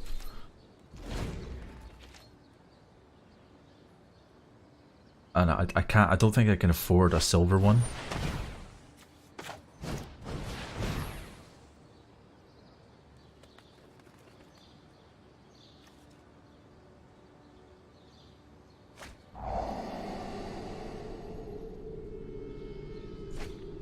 I have 100% lost this game.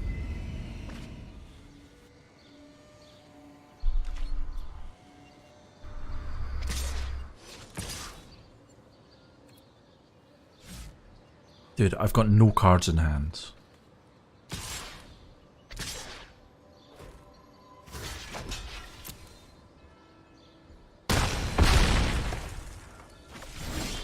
And we lose.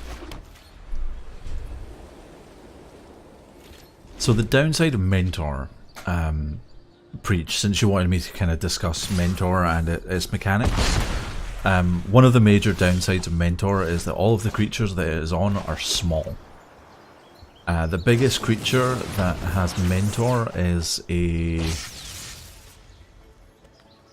either a 2/5 Angel or a 5/2 Giant. Which means that, you know, opponent plays something like Doom Whisperer and you're fucked because your biggest creature can't deal with it.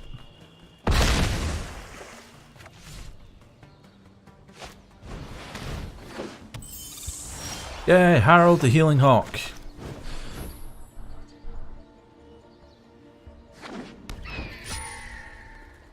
You see that right? The Mentor style pumps up low tier creatures over time. Yes, that is 100% correct. It's not been a good game, you fucking control player.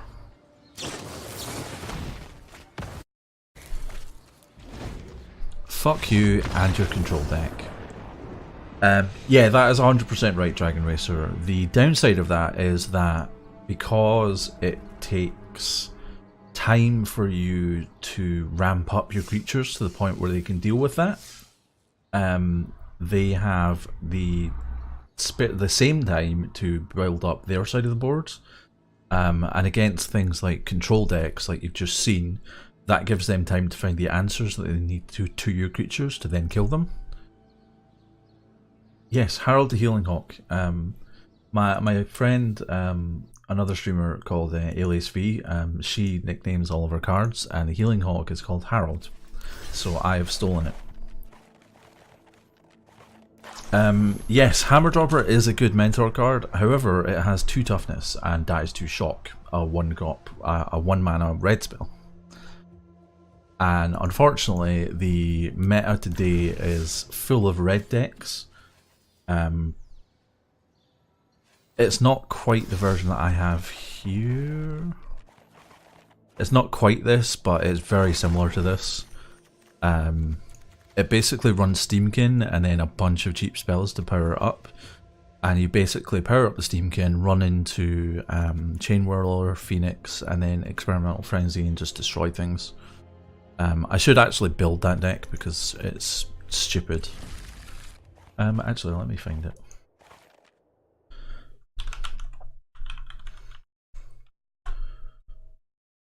Let me find that deck. Because I guarantee it's probably one of the ones that you are familiar with. You've just maybe not realised how prevalent it is. Arena. Can I export that? I can't. I'm going to have to build this. That's fine. I have all the cards for it, so I'm not terribly worried. Red deck wins.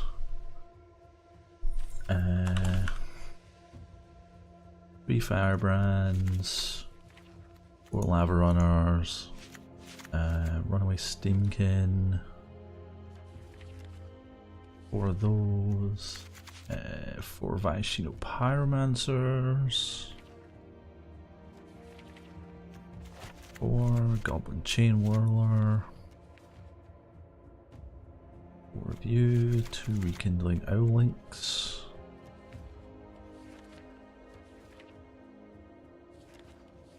Of you, 4 shots,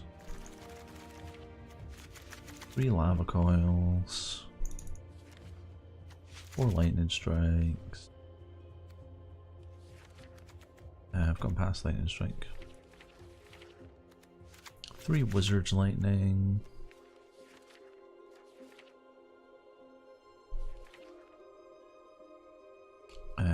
Wizard's Lightning, hello. Wizard's Lightning, 3 of you. And 3 Experimental Dude Frenzy.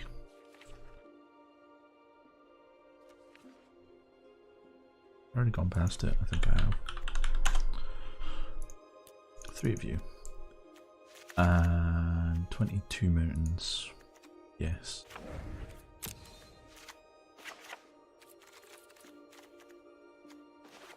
Okay. So, this is Red Deck wins. This is what a lot of people are running to grind out wins. Because it's fast and it wins a lot. And it has 4, 8, 11, 14 removal spells. All of which cost less than Hammer Dropper and will kill it in one spell. Because Hammer Dropper is a 4-drop, you kind of want it to stick around for a while.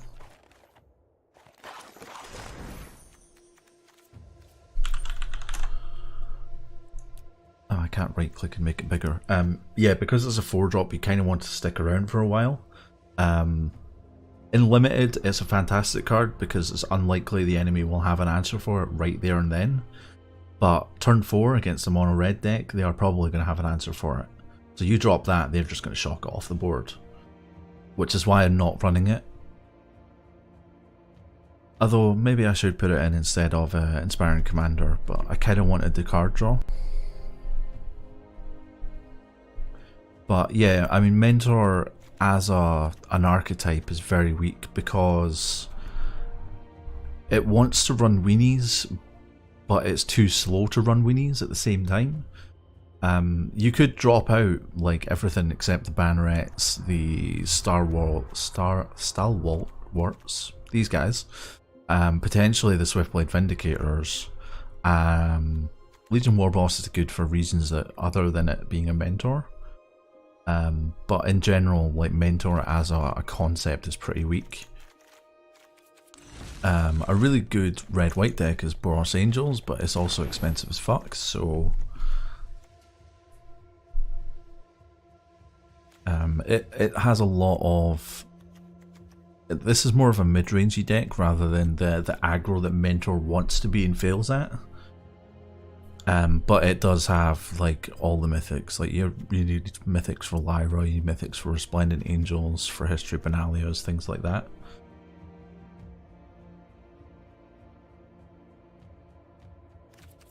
Vraska's Wrath. I actually have Vraska's Wrath. It's a fun deck.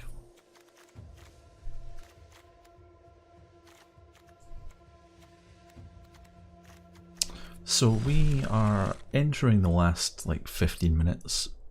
So I'm going to just play a couple of games with some decks. I kind of want to try out this this sapling deck that I stole from Mr. Merchant.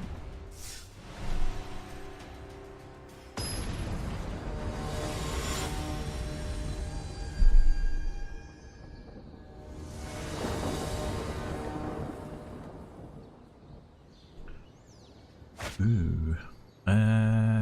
We are going to keep this because that's actually really good. So for anyone that hasn't seen Helm of the Host, Helm of the Host is kind of fantastic. It creates a copy of the creature that's attached to it at the beginning of combat. However, if that creature is legendary, the token is not. It's I think it's the only card in the game that doesn't copy the legendary status of a card.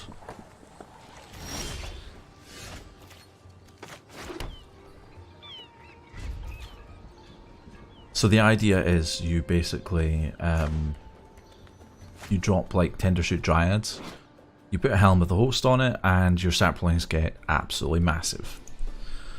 You miss Exalted? Yeah, I miss Exalted too.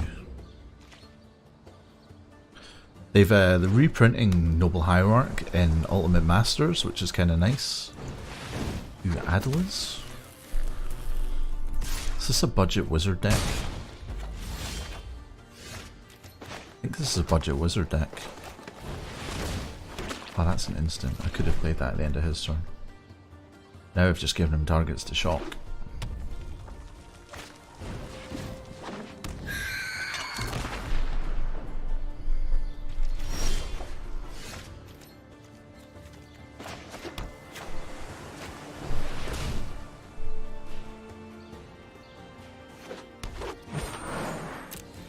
Yeah, this is a wizard deck. He's going to shock something here.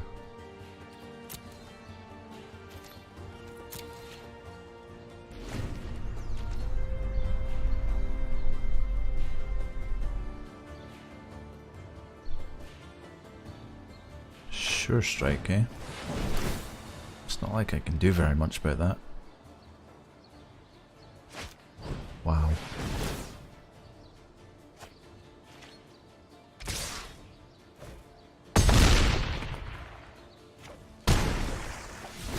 Wow.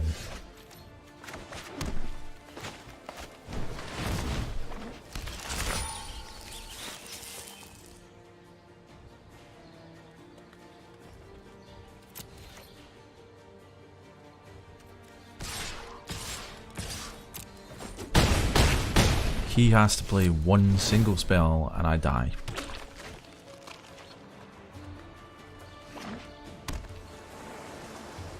Yeah, like that.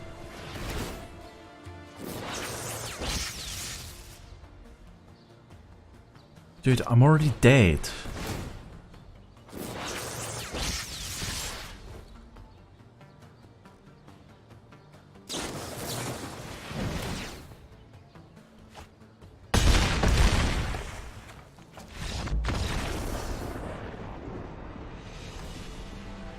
And that's why wizards are strong.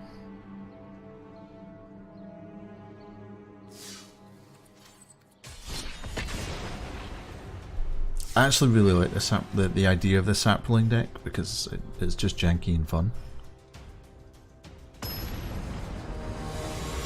The basic idea is you get a Tender Shoot Dryad out and you copy it as many times as you can. Is your red-white mentor deck?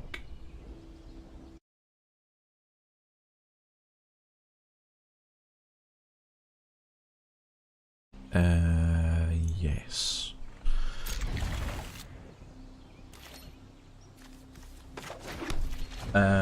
I would drop the Steamkin because you don't have enough red spells to really justify that.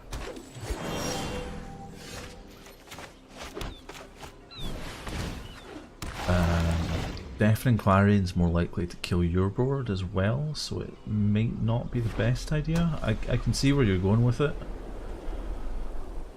Aurelia's a good inclusion. I like that. Heroic Reinforcements, Swaithgutter Giant, yeah.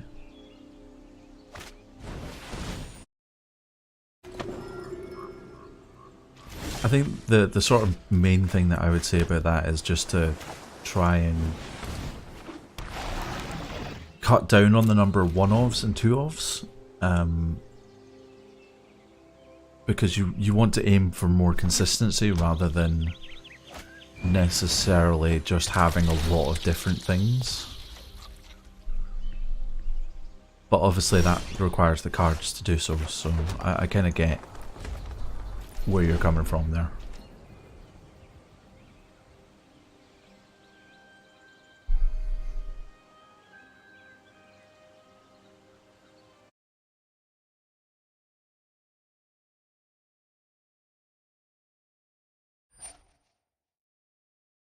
Ooh, a Vinemare.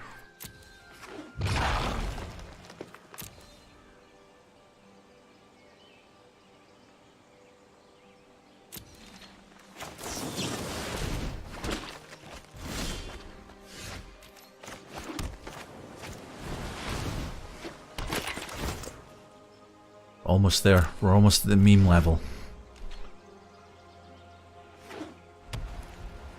Please don't destroy my Helm of the Host. Fuck.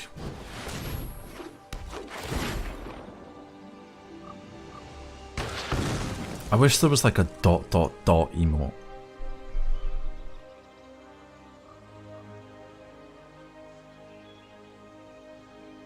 Fuck you, guy.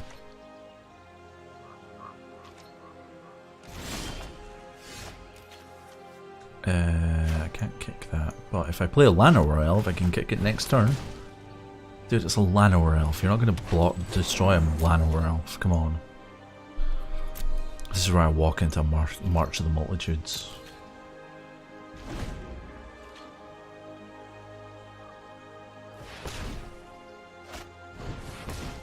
Oh no, a Llanowar Elf. Oh no, a Hazda Marshal. Oh no, a Daybreak Chaplain. This guy's playing green-white weenies. I think a flying bruiser deck might be fun in like blue-black or something. Yeah, I could see that. That would be interesting.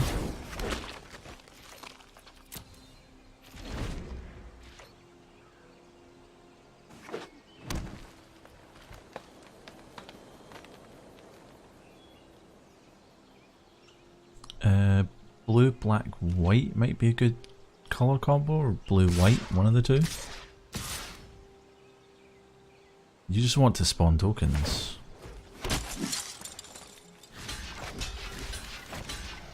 You have a Pride of Conquerors in hand, don't you?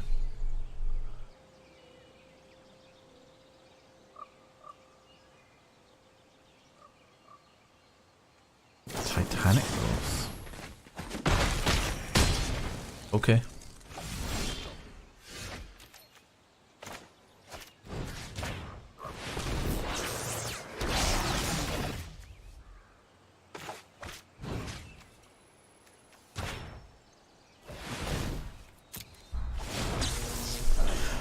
Five saplings. Go. Oh.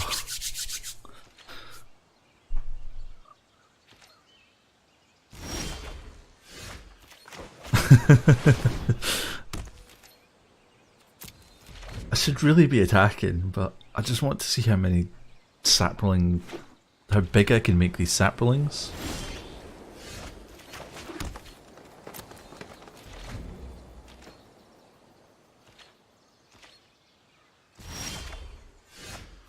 Nightvale Horror?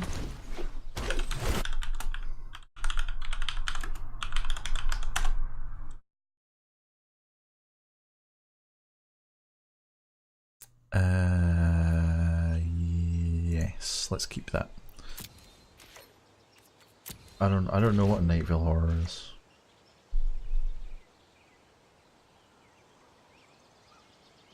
Is that the 3/3 Death Touch Hexproof flying guy that's blue-black?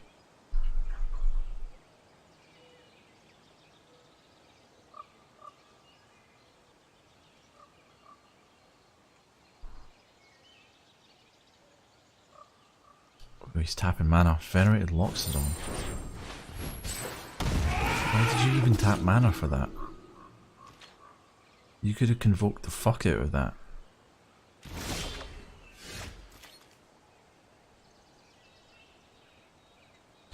So,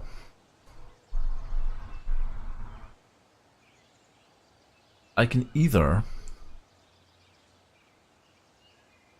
make his Loxodon into a 1/1 sapling, or I can make a Llanowar Elf into a Sporecrown Thalids.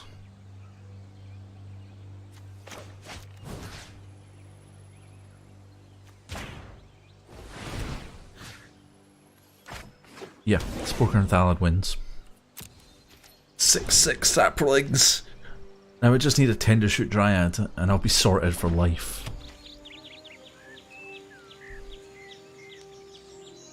Yes, this is my Llanowar sapling, my Llanowar thingamajig. This is so degenerate. 7/7s.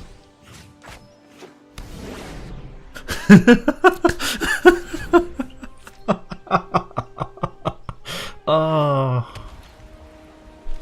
Oh.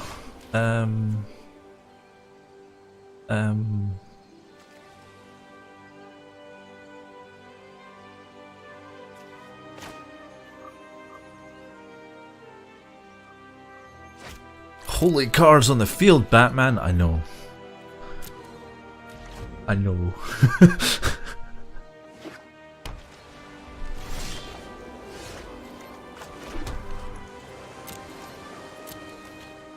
I'm tempted to make his Llanowar elf into his venerated Loxodon into a Saproling, but that might be too meme worthy. You can't do anything right now, which is funny. Looks like I can start World War 3. Yeah, I mean, I guess. I have enough to play and equip Helm of the Host on the same turn, which is kind of what I'm waiting for. I just want to see if he has another Reclamation Stage.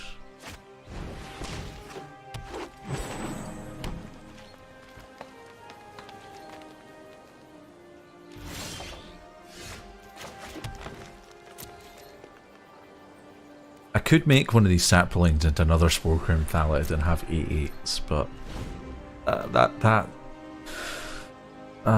doesn't feel worth it. Stop drawing land! God damn it, deck. Don't do this to me.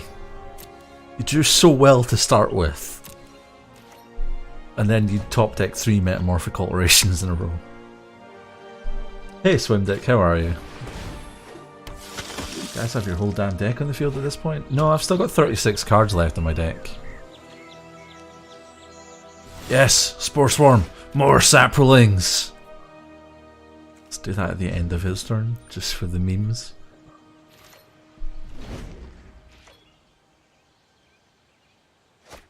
Sure, you can have another horse.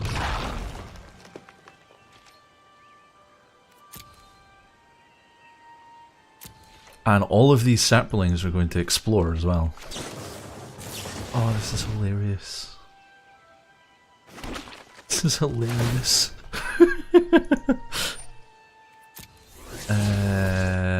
No, I don't care about that.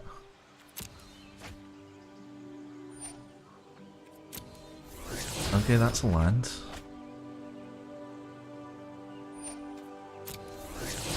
We'll keep that.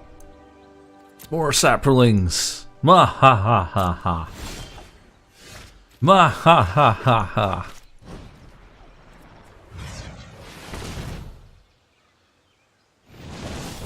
Oh god. Oh god.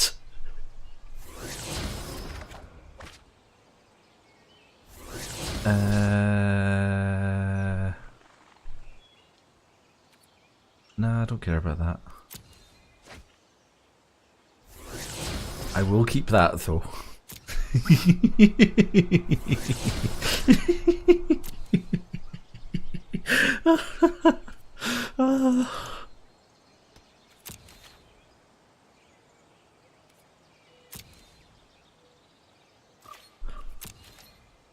Oh dear, I feel sorry for our opponent.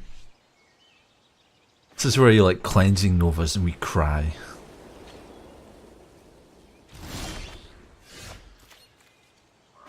Really are playing my food? Yeah, I sort of am.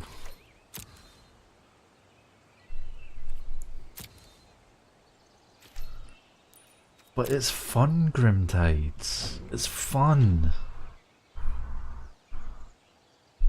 Sure, you can have a 2/2 first striker.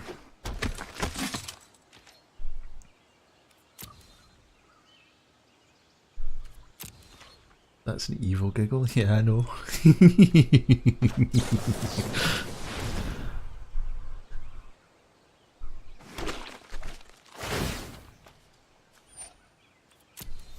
Yes, Spore Crown Thallid. Bigger things. Bigger things.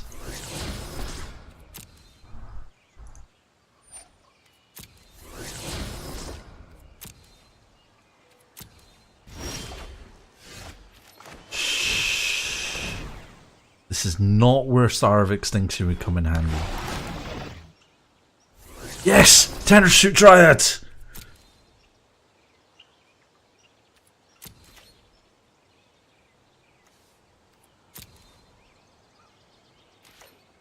Look, if I have to make my things all 2020s just so they can survive Star of Extinction before you're happy, Lyrium, I will do that.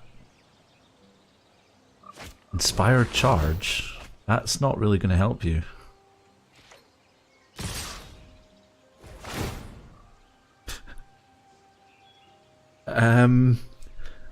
Have you looked at my board state? Okay, so he is making a move, and it's a very silly move because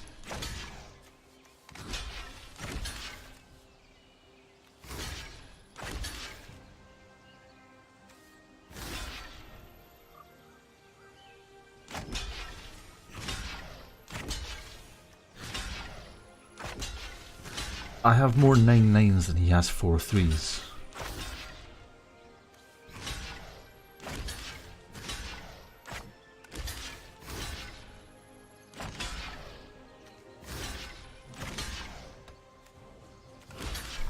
Is that everything blocked? No. Okay, is everything blocked now? Screw it. If it's not, I can let one thing through.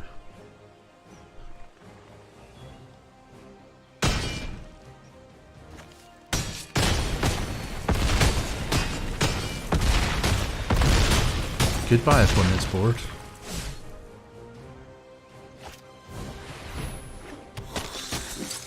No, he's seen the Tendershoot Dryads. No! Screenshot! Quick! Okay, I got the screenshot. It's okay.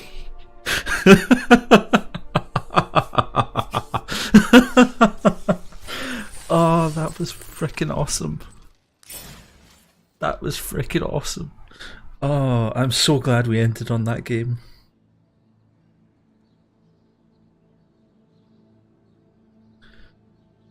Oh, I had the Tendershoot Dryad come in and I was going to copy a Saproling and make it into another Tendershoot Dryad just to make everything even bigger. Oh man. Well, guys, I think that we're going to go out on that high note. Thank you very much for joining me. Hopefully Vaygrim will be back for next week's Hit the Deck. If not, I will be here at the same time. 2 PM Texas time, I think. 8 PM normal time. I mean, like, you know, real time, because, you know, y'all Americans don't have real time, you have fake time. I will be streaming in probably about an hour and a half. I need to get something to eat. Probably doing more Fallout 76, maybe a little bit of Disgaea. I haven't quite decided yet. But I will be back in about an hour and a half with some more shenanigans. Hopefully y'all can join me then. If not, I will see you later, and I hope you have a fantastic weekend.